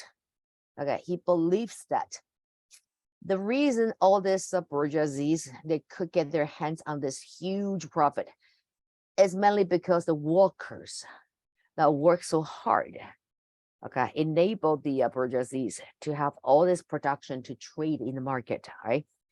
So the profit from trading should be given back to the workers instead of being held in the hand of this bourgeoisie, all right? So Marx believed that all the bourgeoisie, they should keep only a small portion that they deserved to keep from this profit, because after all, you initiate the investment, everything, right? And you have your know-how, your idea, right? So sure, you deserve something, but not so much, right? So you keep whatever you deserved, and the rest, you're gonna give it back to your workers, okay? So if that happened, you see what happened? There's no more wealth gap, right? And then that will lead to what? Equality in social status. There you go. Similarity. So capitalism protect, secure equality in opportunity. And then socialism guarantee, protect the equality in social class, meaning that there's no more social class. This caste system gone, okay? And Marx also understand one thing is that these bourgeoisies, they would not give up their profit, their money voluntarily. He was right about that, right? So he proposed that we should rob these bourgeoisies. So when violence is necessary, go for it, right? So rob all these bourgeoisies. And then what happened? You give the property to government temporarily, right? So the government would then redistribute the property to the society equally, evenly. Then we have, truly equal social status society, right? So in this case, people, okay, are truly equal. I will not have jealousy towards whatever you have, because whatever you have, I do too, right? So to a point, no more border or boundary needed, right? Because even if you, keep your door open at night, it won't attract me to, break in and steal, because we have the same thing, right? And we're happy, right? So no more this desire, okay, to possess more because there's no private property, right? And so this is socialism, right? But Marx further argued that because of this despair of a social class, right? To a point, people can enjoy this communal resource, right? To a point, we will turn into communism, right? So since there's no private property and we enjoy the communal resource, land, everything, right? So we might as well work together, right? And to produce, okay, to our best effort. And then, with this collective production, we can boom up the economy. And then everybody will enjoy the same share of this production. That's communism, right? So communism is guaranteed what? The equality in the end game. See that? So three isms, they have similarities and differences, right? Differences is the equality they are seeking for is different, right? So communism would be the final goal, okay? So we don't need to compete against each other. We live in this harmonious society, everybody contribute to the collective production based on what you're good at. So this part still incorporate with what capitalism ideology, right? Specialization and trade, right? But this time it's like we don't trade, we share. That's communism, right? So in theory, it was good, but in reality is what? This socialism movement encourage people to seek for violence, to attack this middle class bourgeoisies. And you can imagine this long oppressed workers or peasants, now they finally have the opportunity to fight back and rob their own boss, right? Do you think they will show any mercy? Probably not, right? Do you think they will turn this robbed property to the government? Probably not. Even if they do, will the government really redistribute the property evenly back to the society? Probably not, because it's human nature, right? When you are sitting in front of this big sum of money, you probably will forget about your principle. You forget about your moral, right? So either step that goes wrong, it will lead to this even more corrupt government or society. So Marx's proposal makes sense, but he kind of, so far, don't you think his proposal is kind of, reflecting utopian world? And he assumed that human nature is good, right? You will follow this, owner's manual step by step, right? And then achieve the common prosperity, right? And in this utopian society, right? So that's the movement of socialism, right? Movement of socialism. So they want to get rid of, monarch, pope, bourgeoisies, right? This trust, right? Because of you lead to this, private property and lead to the social class. So the society constantly engage with this conflicts, right, between the haves and the have-nots, right? So that is the movement of socialism, and leading to this communist. All right, so manifesto of communism, right? That's proposed by Marx, right? And it was actually has a big influence during World War I, right? So during World War I, Russia turned into communist state, right? With Vladimir Lenin, right? His revolution, okay, and overthrown the Russian Tsar, and transformed Russia into a communist society, all right? And that would be isolation, okay? Isolated self-sufficient society. All right, so that's communism. So now we know what they are. Can we figure out what the problem it is? Capitalism, we already know, right? Social wealth gap. And how about socialism? Socialism, well, so far, the only victim we may be able to identify is the bourgeoisies, right? So they work hard, they take the risk to invest in the market. They deserve the fruit of their, success, right? But to seek for this social class equality, that kind of makes sense. Okay, someone must suffer, right? But communism, what is the problem with the communism? So communism is like, everybody specialize in what they're doing best, and then enjoy this collective production, right? And everybody will enjoy the same share from it. What's the problem here? Anyone? Ria, what do you think? Problem of communism. I don't think it gives like the citizens as much rights as they should have. Why? We're not talking about politics, we're talking about economy and the society. So communism is that encourage people to specialize what you do best, so you can contribute to this collective production, right? And then at the end, you will have the same share of result as like everyone else. I feel like that will just not motivate people to like try and do new things and like invent new stuff, because like they might as well just do an easy job get the same results as someone who does like a hard job. Exactly, right? So that's the free riders phenomena. So at first you may try hard to contribute to the society, right? You feel proud of yourself, but eventually you're gonna sit down and think to yourself, why? Right? It's so not fair, right? I work so hard and my neighbor just don't work at all, right? And at night we enjoy the same share. It's not fair. So gradually people's desire or motivation to work hard, okay, will die out.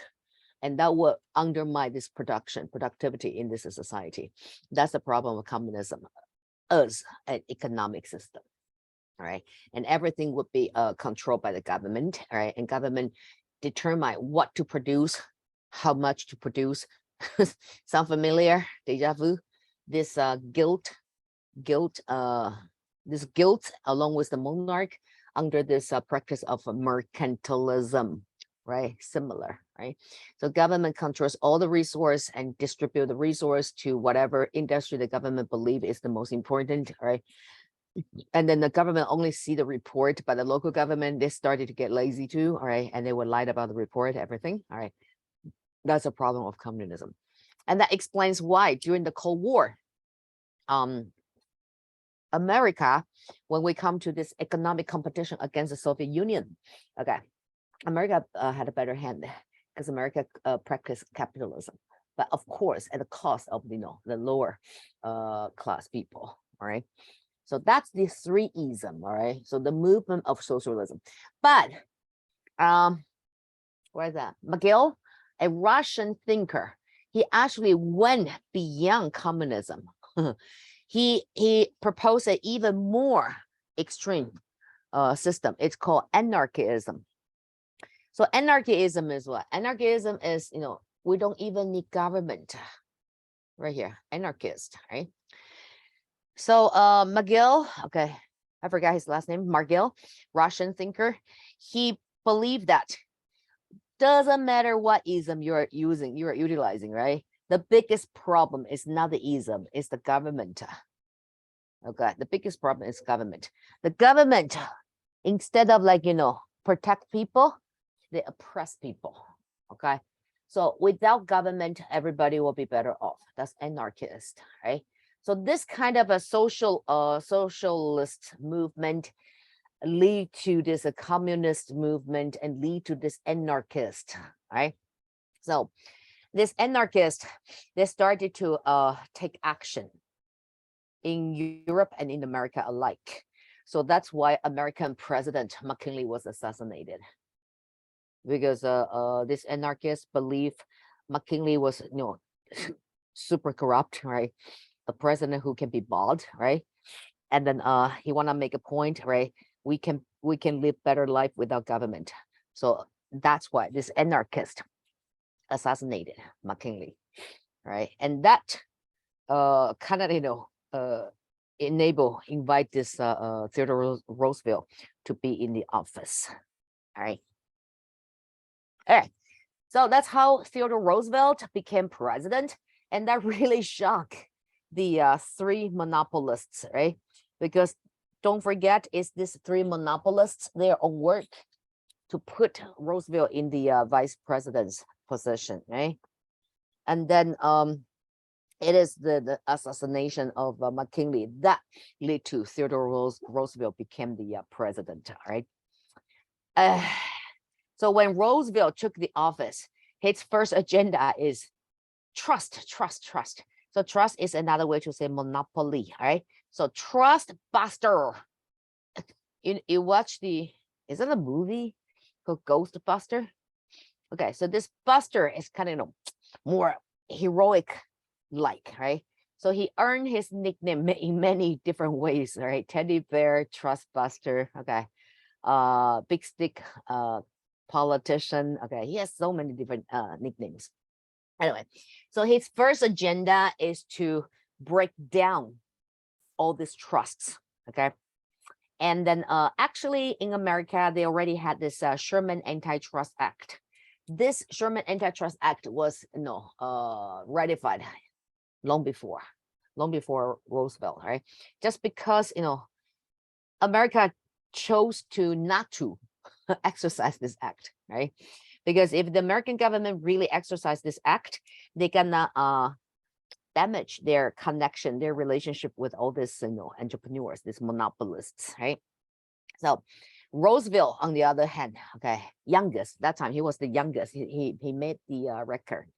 He was the youngest president in American history in his 40s, right? So he was determined to regulate the market by breaking the trust, right? So he used this already convenient and Sherman Antitrust Act to dissolve many monopolists, including like an insurance company, okay, railroad company, and then of course Rockefeller's empire, all right? So he broke down Rockefeller's Standard Oil Company, okay, but accidentally make this family even richer, right? So that's what he did, most importantly. Also, he was a war hero, right? During the Spanish-American War, he actually enlisted himself. He was a major and part of this Rough Rider region, all right? And then what else? He was, he suffered, ill health. And then he also advocated for this disadvantaged people to enjoy the public health program, all right? Also, he's known for this big stick diplomacy, big stick, right? Meaning what? Speak softly, carry a big stick, right? So if you don't play along, I'm gonna teach you a lesson, right? And he also forced Japan and Russia to sign this gentleman's agreement in 1907, right? And he also is a environmentalist. So he supports this conservation, not preservation. The difference between this Asian is what? Conservation, preservation. Anyone? Conservation, preservation. They're both environmentalists, right? But the difference is what? Conservation is what? It comes from the adjective conservative, right? Conservative. So be more careful, right? Like conserve means like to keep it, like don't use it, right? And then preservation means just like protect it, It's like I think that's like conservation is like what I just said, it's like to not use it, basically, like use it sparingly. And then preservation means like to protect it and like keep it the same as it was. So Okay, yes. So you're right. But if you want to define this two terms, preservation is a preserve, right? The Indian preserved land, right? So you are not supposed to utilize the nature resource. Okay, you're gonna keep Earth as the way it was created, right? This is a little bit too extreme, because if we really don't utilize nature resource, then how do you expect this production, right? And then conservation, on the other hand, is like, yeah, we need to utilize the nature resource but to a certain extent, all right? Only to a certain extent. We cannot overutilize the nature resource, because if we do so, we are kind of going to corner ourselves eventually. So there's no longer inhabitable land left for our future generation. Okay, so that's conservation, right? So conservation is that, yes, if you chop up like 10 acres of woods here, you're gonna grow 10 acres of tree somewhere else to balance it up. All right, that's conservation. And preservation is like, no, just leave it alone. All right. So preservationists, they actually kind of achieve their agenda in certain way. Like later on, we have the National Park Act. All right, National Park Act. It's actually a product of this preservationalist, their achievement, their victory, right? So they persuade the U.S. government, say, no more overutilizing nature resource, right? Preserve it. So that's why the government passed this law, National Park Law Act. So in America, we at least have two major national parks, right? One is Yellowstone in Montana and Wyoming. The other one is Yosemite, right? Yosemite. So those are like, national park. If you visit Yellowstone, you're not supposed to take not even like a rock from it, okay? Because you're gonna preserve it. You can enjoy the nature, but you're not supposed to take anything from it. If you really want some kind of souvenir, go to the gift shop. Okay, they do have that, right? So that is in two different groups, different schools of environmentalists. Roosevelt himself, conservation. Okay, conservation, right? That's him. And then we talk about this movement of socialism, right? And here's the Sherman Antitrust Act. So it's based on the Congress's power to regulate interstate commerce, right? So through Constitution, if you take a AP US government, then you will remember this concept in Unit 1. Okay, Unit 1. So Congress, all right. So Congress has the power to regulate interstate commerce, right? If it's not interstate, it's the state government's right to regulate. If you open the grocery store in California and you don't do any business with other states, or your vendors from local, customers from local, you don't have to listen to the federal government's regulation at all, because you're not interstate commerce. What qualifies as interstate commerce? Broadcast. Like, what is that? CNN, ABC, right? You name it. NBC, right? CBS, right? So all this broadcast, they could be located in New York, in California, in Seattle, anywhere. But once they broadcast their program, it's nationwide, right? So your consumers, they're from various different states. That's interstate commerce.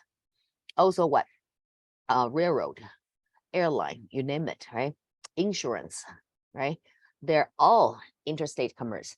So as long as your business involved more than one state, and then you will be under the federal government's regulation. Okay? And then, so based on that Congress power, that's in the Constitution, Article 1, all right?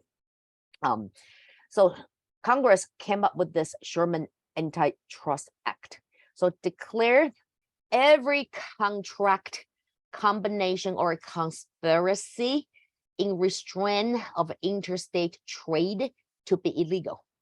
Because all these monopolists,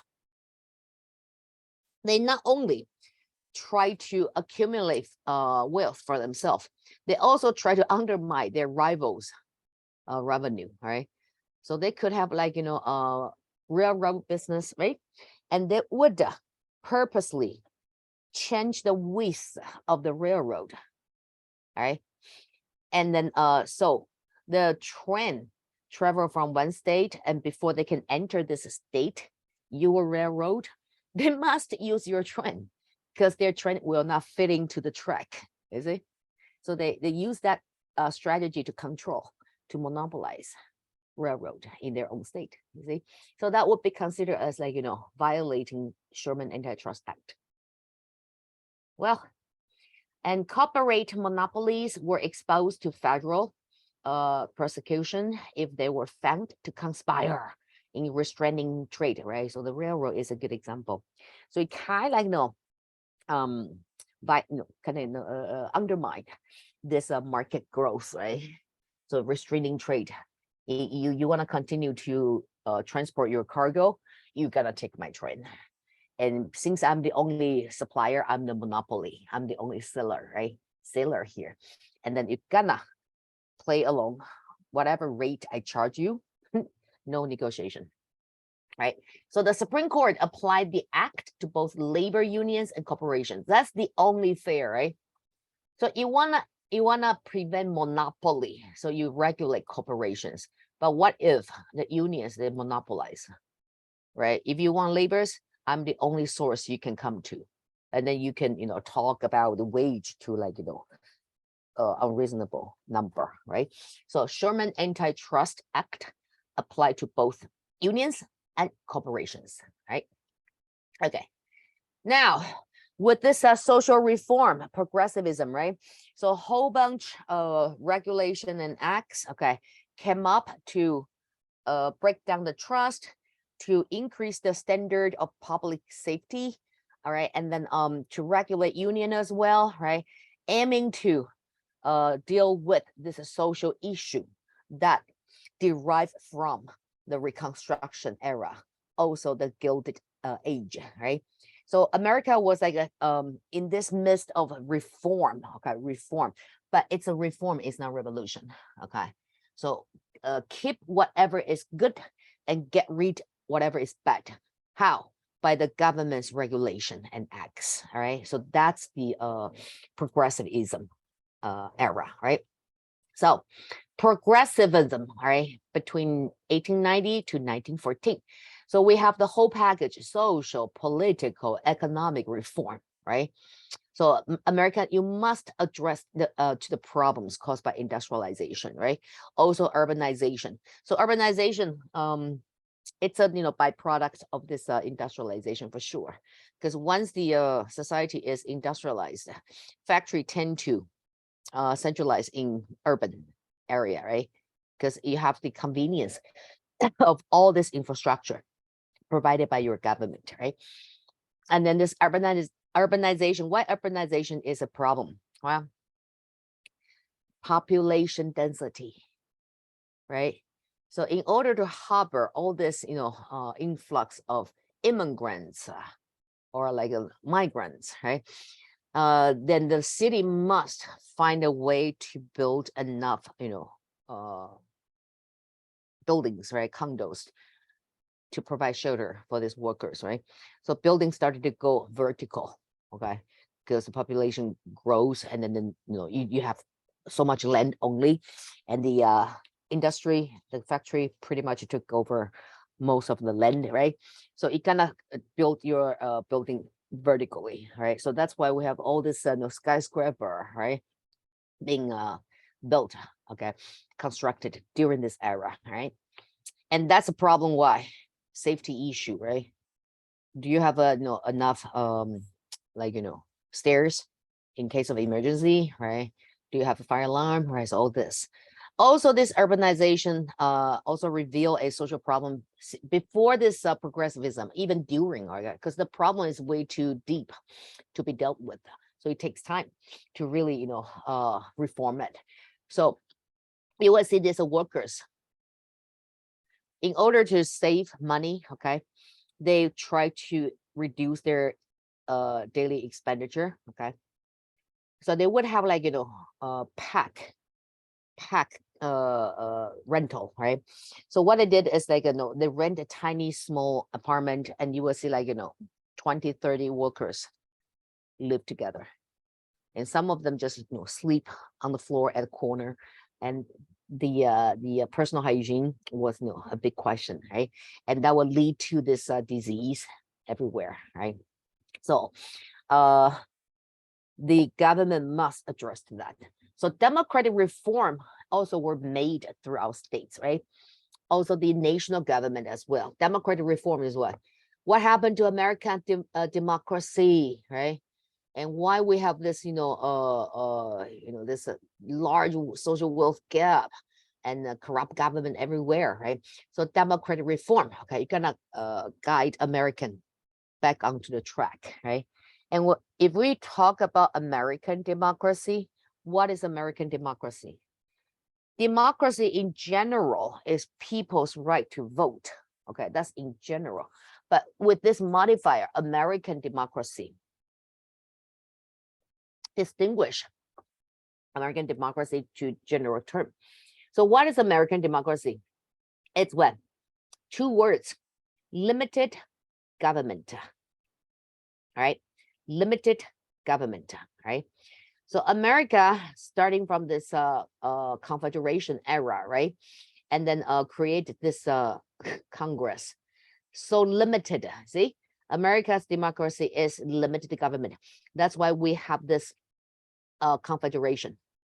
So the Congress pretty much is being limited to nothing, right? Possess no real power. And then later on the states rebellion, everything wake up, serve as a wake up call. This kind of government didn't really work. So we have a constitution and then we have a federalism, right? But even if federalism is designed to maintain a limited government, so check and balance, right? And so there is no tyrannical government. And the Congress, the legislative branch, sounds like the most powerful branch in the government, right? But don't worry, it's a bicameral, okay, legislative system. Meaning what? Within the Congress itself, these two houses already check and balance upon each other. So don't worry too much about this, one power rise up to dominate everything, okay? So that's American democracy, right? So whenever you talk about American democracy, just refer to these two words, right? Limited government. But this corrupt government, not really limited, right? Okay, they try to regulate the state commerce, right? Try to force the state to play along, right? And so America must make a reform to that. And then due to the 16, 17, and 19 Amendment, right, started to promote this minorities' civil rights. Okay, so 19th Amendment especially granted American women's right to vote, right? So that's progressivism. So all this reform at the same time mark the final victory of women's movement, wave one, right? And then we also have this great migration. The difference between migration and immigration is what? Migration is people within this territory, they relocate. And immigration is people from other states, right? So this great migration refers to what? That when the time comes to 1910, right? It's like a half a century after the Civil War, right? And half a century after this Reconstruction, right? And remember this Jim Crow law, black code in the South, right? Target the African Americans, right? And then discriminate upon this Africans and this stripe of their civil right that given by Constitution, right? So at the same time, after the Reconstruction, the South was highly industrialized, right? So in this case, the demand for human labor in this agriculture industry decreased because these former human laborers, they are now being replaced with machine, right? So in that case, the demand for this unskilled labor also decreased big time. And this African-American society, they started to experience the hard time to find jobs in the South. It's only 50 years. That's like, three generations most, right? So 3 generations, yeah, African Americans, they managed to promote the education within their own community, right? So the literacy rate was actually improved, but still cannot compete with white society, right? So skilled laborers in African American community is still considered as very rare, right? So most of African Americans, they are actually unskilled laborers, right? So unskilled laborers in the South, now they barely could find any jobs to make a living. So 2 reasons that kind of, incentivize the African Americans to move up north. Number 1 is the lack of job opportunity in the South. Number 2 is what? Discrimination, the Jim Crow law, right? So we witnessed this great migration between 1910 to 1940. And this refers to the South African Americans move to the north, right? And where did they go? Definitely where the factories were located, right? Because factories became the major economic practice in the north, right? Major city like Detroit, Chicago, New York, right? You see all these major factories being built, and factories, they require a big number of workers, right? So these African Americans, they march up north and then find jobs in the factories. because it's unskilled, right? Okay, and we know that the factory they locate in the urban area, right? Also, urban area is the economic center as well. So since it's economic center, so you will see this wealthy white families also like to live, settle down in the urban area. But now we have all these African Americans and move up north, right? And they started to be become neighbors with the white community. So the North during the Civil War, yeah, they're anti-slavery, no doubt, but they are anti this ideology, this system, this practice. But if you want to claim that the North is the friend of African Americans, it's a question mark. Okay, so even Lincoln, we talk about him, right? His plan for this African Americans, if he actually managed to abolish slavery practice, he will what? He will practice contentment. Remember? But he did not. He actually changed his mind after the proclamation of 1863, right, of emancipation, and he witnessed how much these African Americans are willing to risk their life to fight for freedom, everything, right? So in that case, Lincoln changed his mind, right, and canceled this, contentment. But the South inherited it, right? So contentment, right? Segregation, right? So when the African Americans, march up north and became the neighbors of the white community, the white families, they started to relocate themselves to the suburban area because they don't want to confront with this cultural conflicts, right? And they also don't want to show their stance, saying that you're not welcome here, and that kind of contradict what they uphold, equality, right? All men are created equal, right? So in this case, white communities, they say, okay, you can have the city. We gotta relocate ourselves to the urban area, and they did. Okay, so that's what we call the Great Migration. The Great Migration, all right? That refers to African Americans community move up north to the urban city, and then that lead to the white family move to the suburban area, right? So that's the Great Migration. And that from that moment on, this typical American middle class family, the image of it was shaped. So if I ask you, so what is a typical American family? What kind of image you have in your head? Suburban life, right? Living in a house, husband and wife, 2 kids, right? 2 cars, 1 dog, right? That's a typical American family you would refer to, right? And that image started from this time, okay, this time period, and still pretty much the same now, right? So that's like an ideal American style family life, okay. Also, prior to the beginning of World War I, and you will see a radio. The radio became like a trend. Radio was actually not invented this time. Okay, it was long before, right? But the first human voice was broadcast in 1906. So 1906, you have a human being talk to you through this box of this device. You can think, wow, who's talking there? Who's hiding behind there? So that was like an innovation to American society. And first musical broadcast was in 1910. So that would be considered as like, today's 5G. Okay, today's artificial intelligence, robots, right? So that's pretty much how people react to the invention and the popularity of radio, just like today's robots, right? And your Siri, your AI, okay, everything. Any of you guys still listen to radio?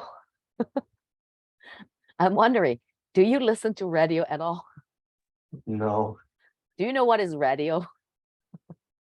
Yeah. Oh, thank you. Okay, so our generation gap is not like an ocean away. Thank you. It's only like, you know, a yellow river wide. So radio was like become the main media in American society. It definitely changed American society's lifestyle. How? Before the popularity of radio, how did people obtain news? Newspaper, right? Or flyers, right? Extra, right? That's how people know what's going on, what's happening in the world, right? But that's not news, because when you read the newspaper, it already happened. So they have time to print it, right? To write an article and print it, right? So newspapers, whatever you read is not really news. It's happened in the day before, right?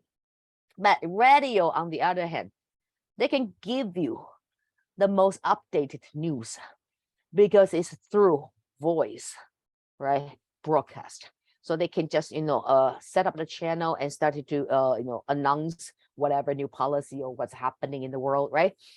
So radio enable American society to obtain what's really happening in the world. Okay, most updated. Okay, and at the same time, radio not only deliver news, right? It also deliver music, right? And the music search up this pop culture, right? And actually provide a platform for African Americans culture to thrive. So this time we have a subculture. It's called the Jazz Kingdom. So African Americans, they are talented in so many ways. Sports, right? Just look at football. Okay, the Super Bowl, right? Basketball, NBA, right? Baseball, the what is that? NFL, right? So you look at all of this national major sports, major players, African Americans. You look at the music industry, right? Michael Jackson, still a legend, right? So who else? Rihanna, right? So all this African Americans now, they after half a century after the Civil War, they started to build their own culture, because now they have the time to all the time to themselves, right? No longer slaves, right? So they gradually developed their talent, right?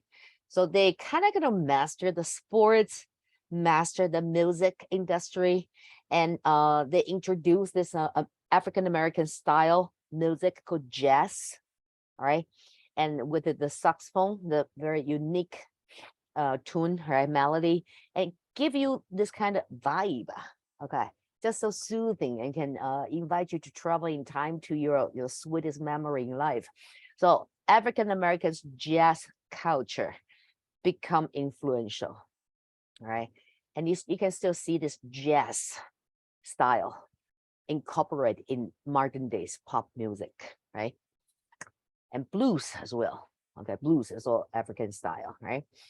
So radio broadcast music that provide a platform for African Americans to thrive, right? Also, you may wonder, hey, how all this radio station they make money? Because as long as you have a radio, you listen to the program for free, right? Unlike your TV, you need to subscribe, right? But radio, you listen for free. How? So how did all this radio station make money? Advertisement, right?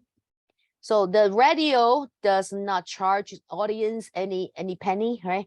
But it's the advertisement they broadcast for business that generate the revenue to this radio industry, right? So advertisement for the very first time become audio. Before that, advertisement was only on newspaper, magazines, all right, or billboard. But now they can advertise their own products and service through radio, right?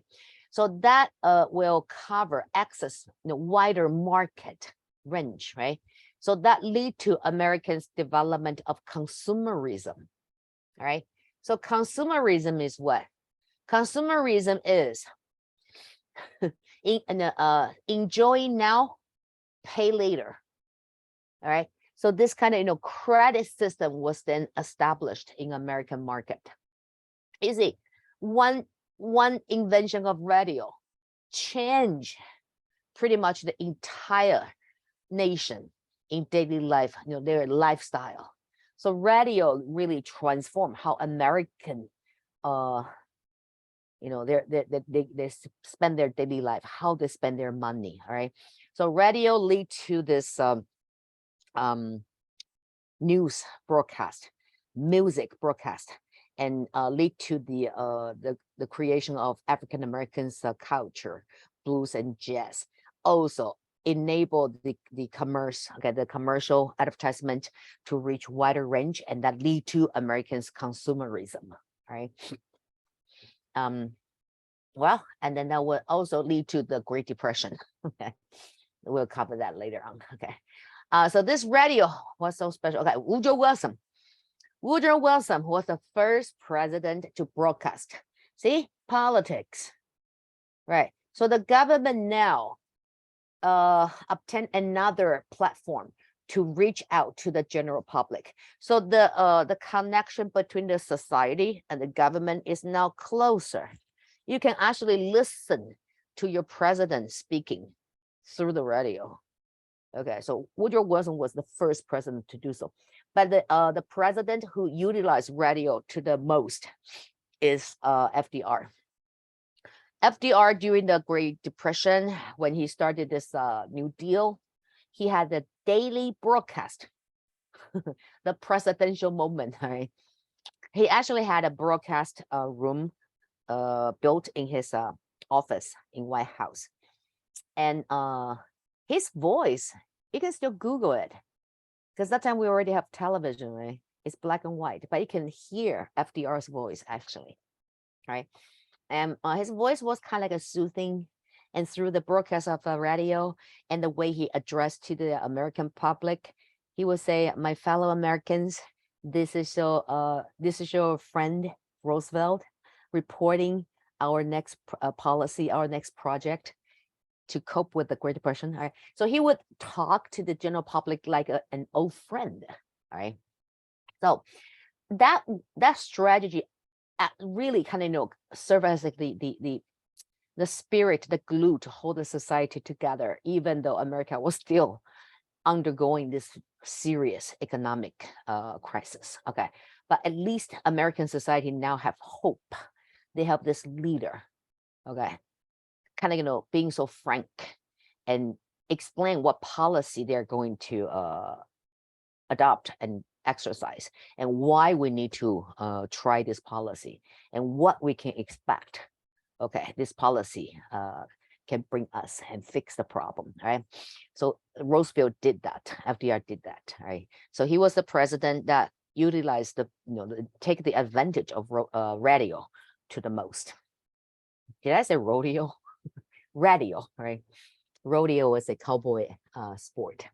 So that's radio. And then so this cultural also like I was a revolution, but it's like a transformation, right? It becomes so diverse, right? And then we have a particular group of artists called Ashcan School. It's a group of New York realists.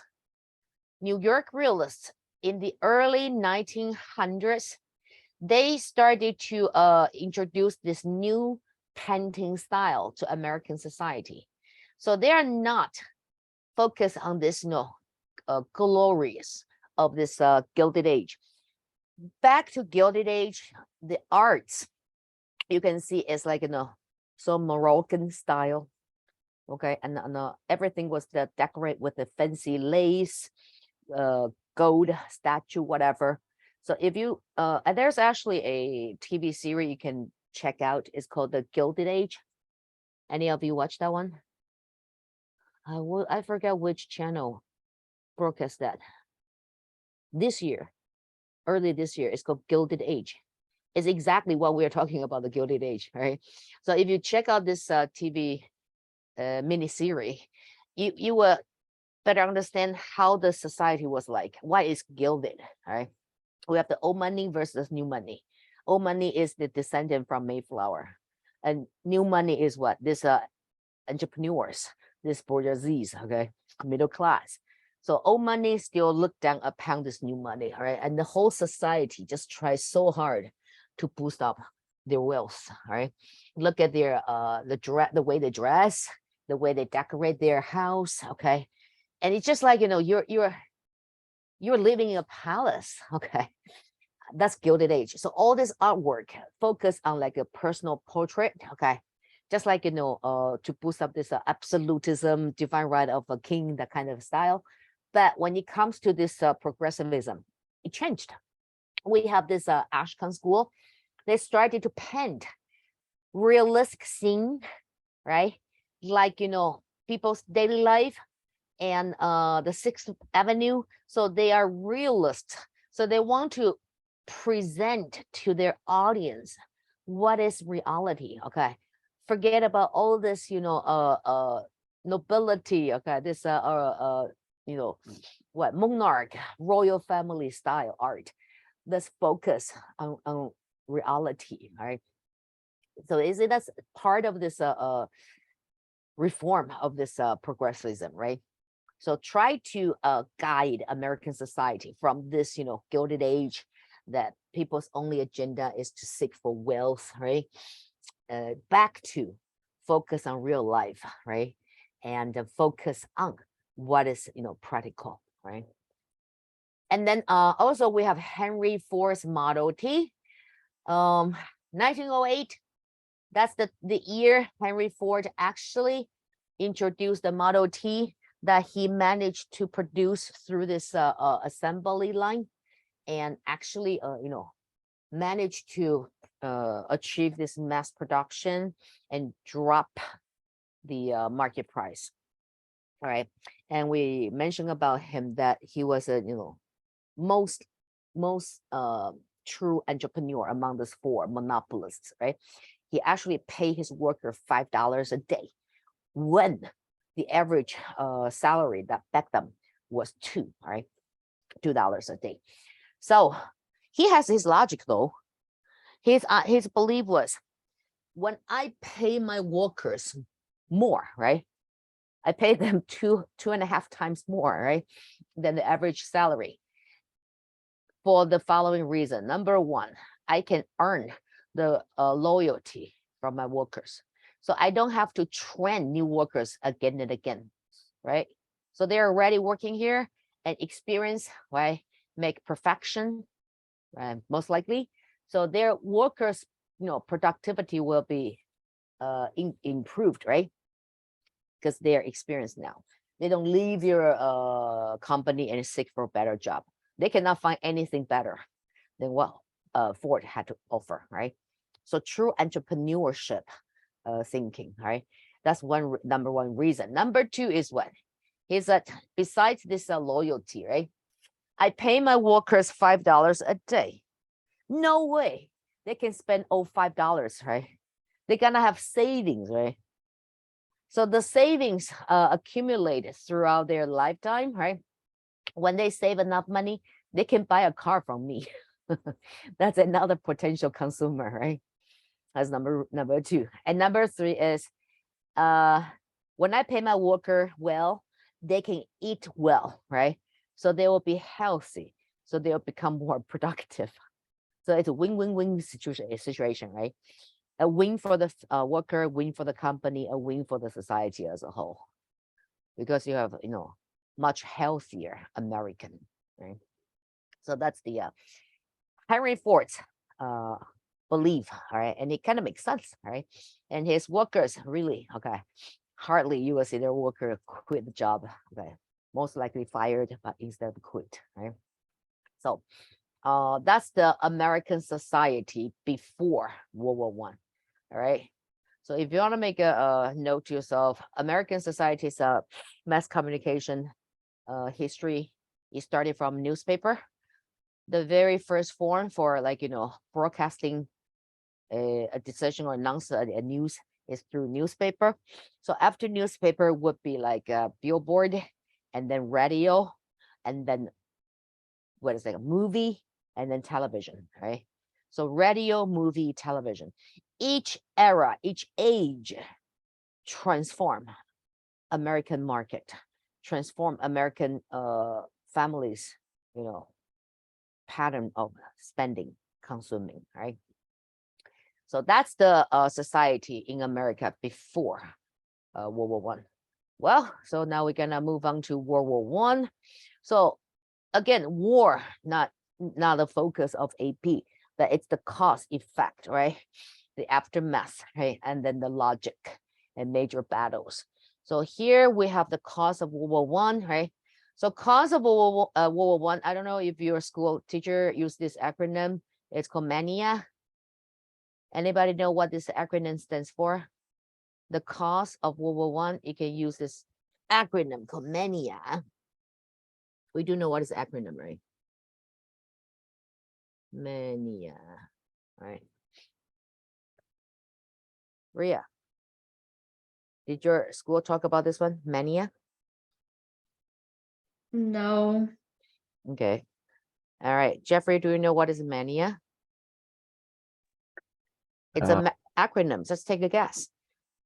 These 5 factors that lead to World War One. What does it stand for? MANIA, 5 factors. Just take a guess, any one of them. Think about the development of history so far. Industrialization, right? Corrupt government. I searched it up. Military, Hey, imperialism, nationalism, and assassination. thank you. Appreciate your honesty. Yes. Okay, so mania is the 5 causes that lead to the outbreak of World War One. So M stands for militarism, right? Europeans, after all this industrialization, they couldn't, okay, they become their own fan. Seriously, it's like, man, I don't know what to say about I like us. I love us, right? So there's a nationalism, okay, further boost up their desire to expand their military force, right? So M stands for this militarism. Each one of the European states try to dominate, okay, through this military force, all right? And the reason they were able to expand their military force was because all the profit they gained from industrialization, right? Okay, so because the industrialization enabled the practice of militarism, right? And then the first A is alliances. And Europe had this weird logic, right? Each one loves to rise up and become the dominant power in Europe, if not in the world, right? But at the same time, they're all afraid if that really happened. So we have a dominant power that actually it's like a big brother in Europe. So European states, they did not want that from happening. So how to prevent that? Easy. You form alliances, right? Like Germany by them already unified. The unification of Germany took place in 1871 by Otto von Bismarck, right? And what else? And Italian unification also took place, right, in 1870, right? So Germany had this alliance with Austro-Hungarian Empire, right? So together they can check upon the growing France and Britain, right? And then Russia sends the pressure, right? The threats. So Russia formed alliances with France, all right?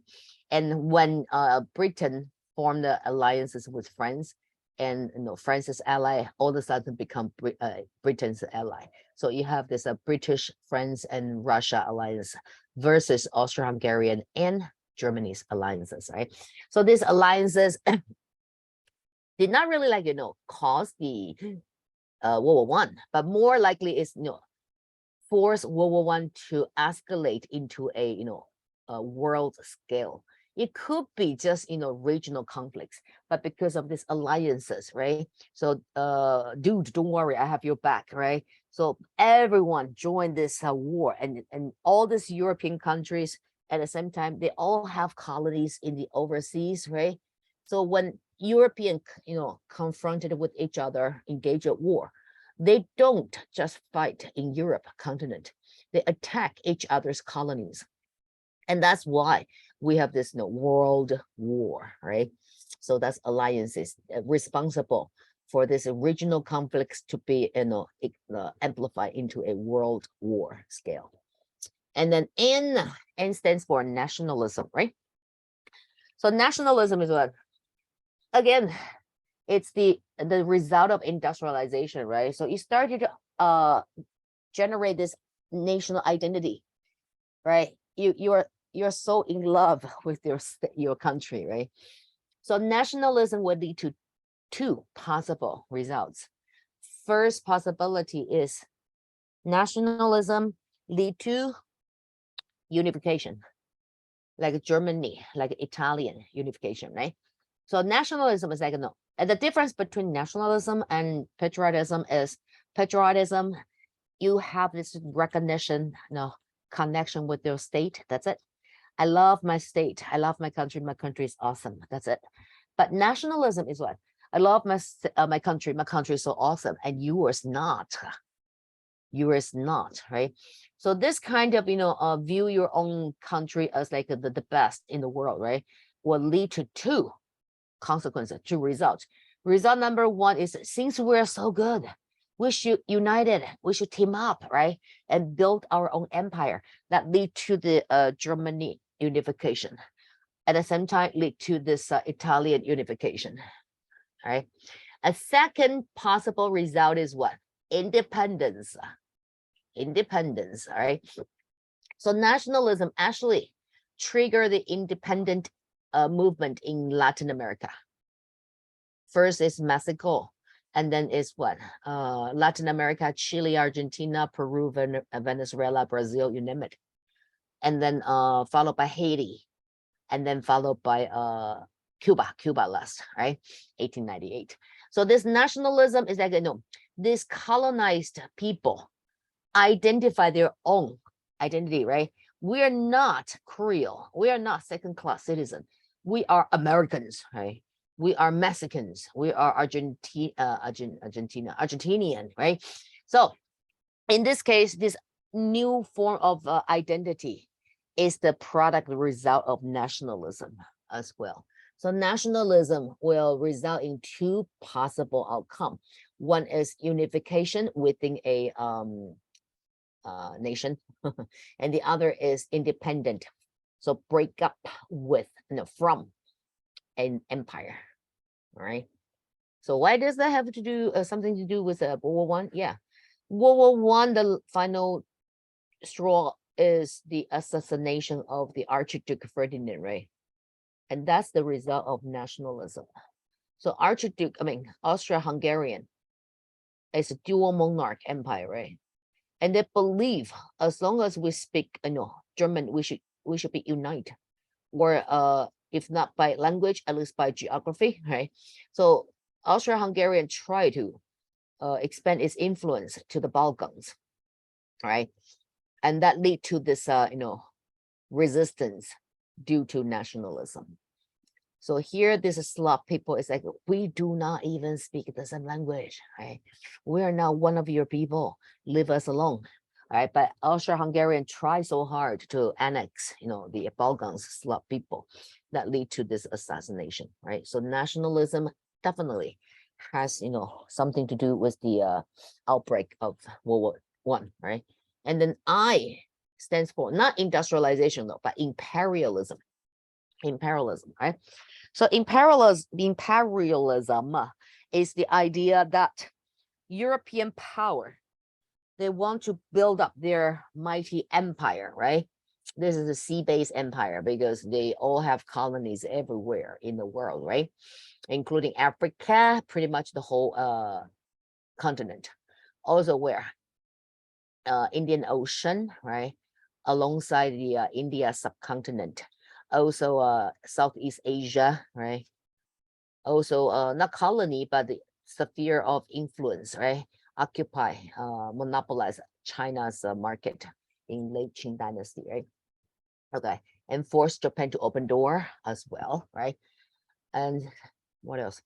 Cuba still have this, Spain still have the final colony in America, Cuba, right? So all this imperialism, okay, lead to this even stronger tension between European powers. Each one of them try to, raid others' colony to expand their influence, their territory, right? So this desire to build up their mighty empire, this imperialism, right, to invade weaker states and then enslave the people and deprive the nature resource, right? Or force the weaker states to open up their market to Europe. So Europe could dump their production into the local market, right? So everything here is the concept, the idea of imperialism, right? And then the last straw, assassination, right? So when Archduke Ferdinand, he somehow decided he was the only heir to the throne of Austria Empire, right? And he tried to boost up this, nationalism, try to promote the glory of his empire, right? So he decided to take a tour to Serbia, right? And he knew that people in Serbia was not happy about this Austrian-Hungarians' intention to annex them, right? But he still insists to go. Okay, not just so, he brought his wife, Sophia. Okay, so Ferdinand and Sophia visit Serbia, right? And this whole thing is just beyond, even beyond unbelievable scale.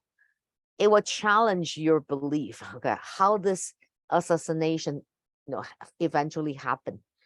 So when a future heir, like you can say that's the future monarch, right, visit a tension territory, you will try to put the safety first, right? But not Ferdinand though. His first agenda is to promote the glory of this Austro-Hungarian Empire. So he actually advertised his visit. To what extent? He actually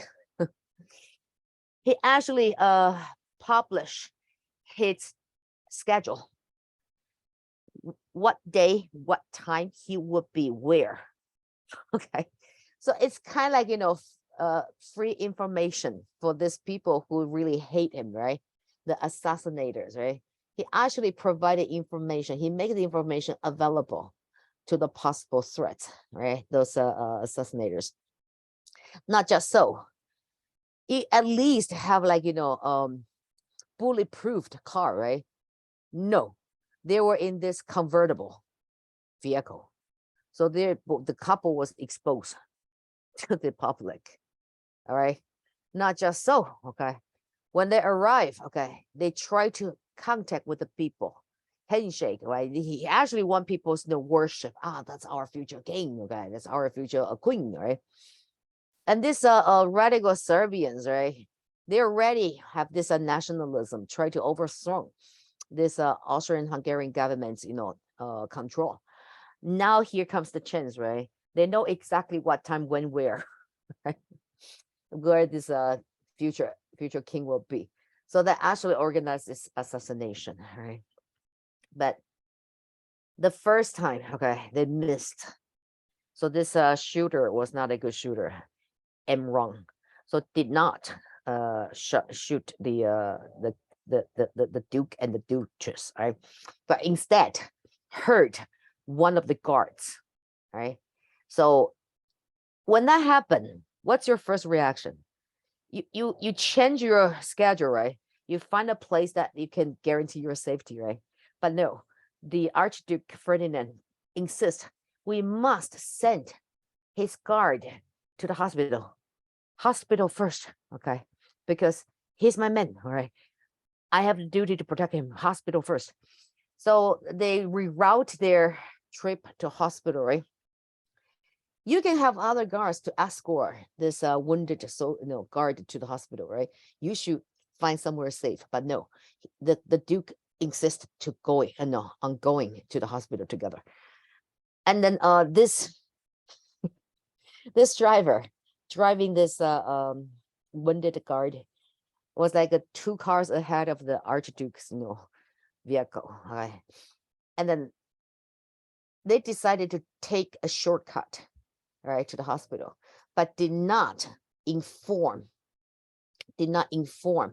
the Archduke's driver, right? So the Archduke's driver somehow made a wrong turn, right, because he was not informed, right? And the first car was a Longgang, and this Archduke's vehicle made a wrong turn, and then was stuck in traffic because there was a parade to celebrate the visit of this Archduke. Okay, so when they stuck in the traffic, the driver tried to back up and try to take a different route, but that makes the situation even worse. He was stuck. He could not even turn, all right? So when this car was stuck, it was parked right in front of a cafe restaurant. And this cafe happened to be the very same cafe the assassinator was at. The assassinator failed at the first attempt, right? So he went to just wander around on the street, all right, and stopped by this cafe and was having a beer, trying to figure out what to do next.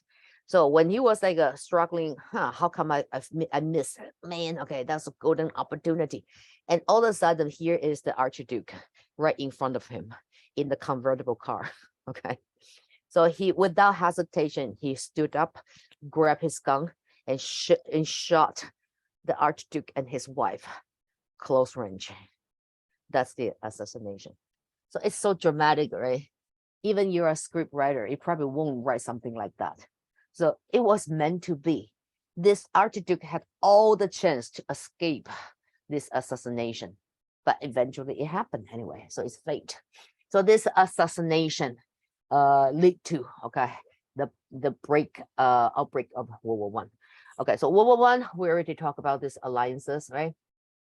And we have 2 major power in Europe at that time. Here is the Allies. Is Britain, France, Russia, Italy, Belgium, Japan, United States. Okay, a major player for the Central Power: Germany, Austria, Hungary, Turkey. Okay, it's not Turkey yet. It was Ottoman Empire, right?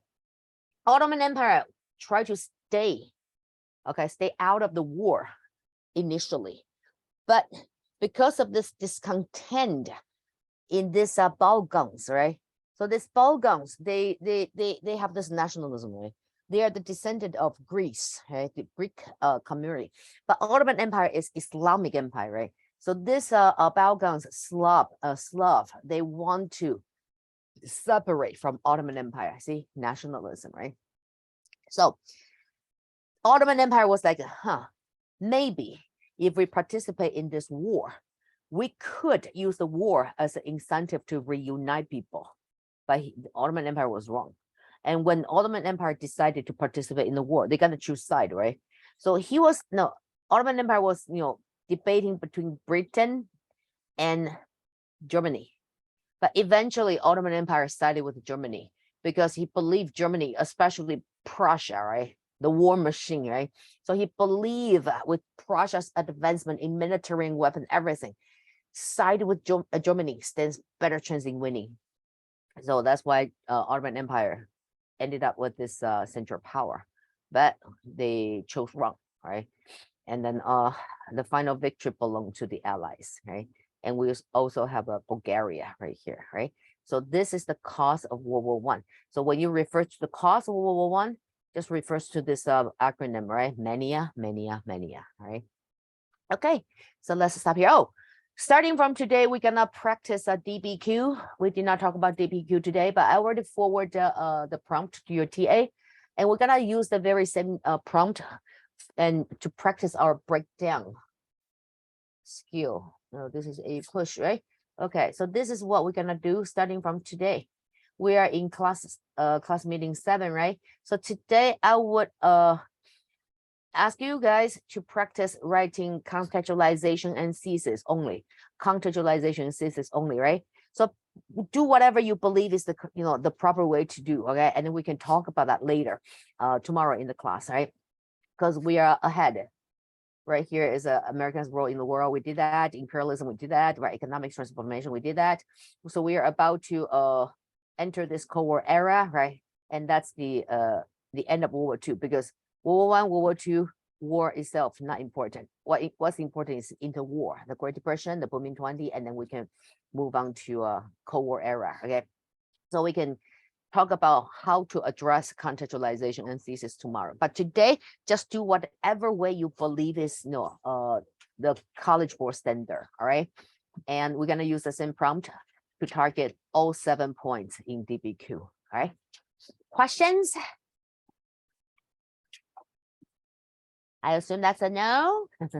In that case, thank you for attending. You all have a nice evening, and I will talk to you tomorrow. Have a good night. Thank you. Bye. Pleasure. Bye. Bye bye.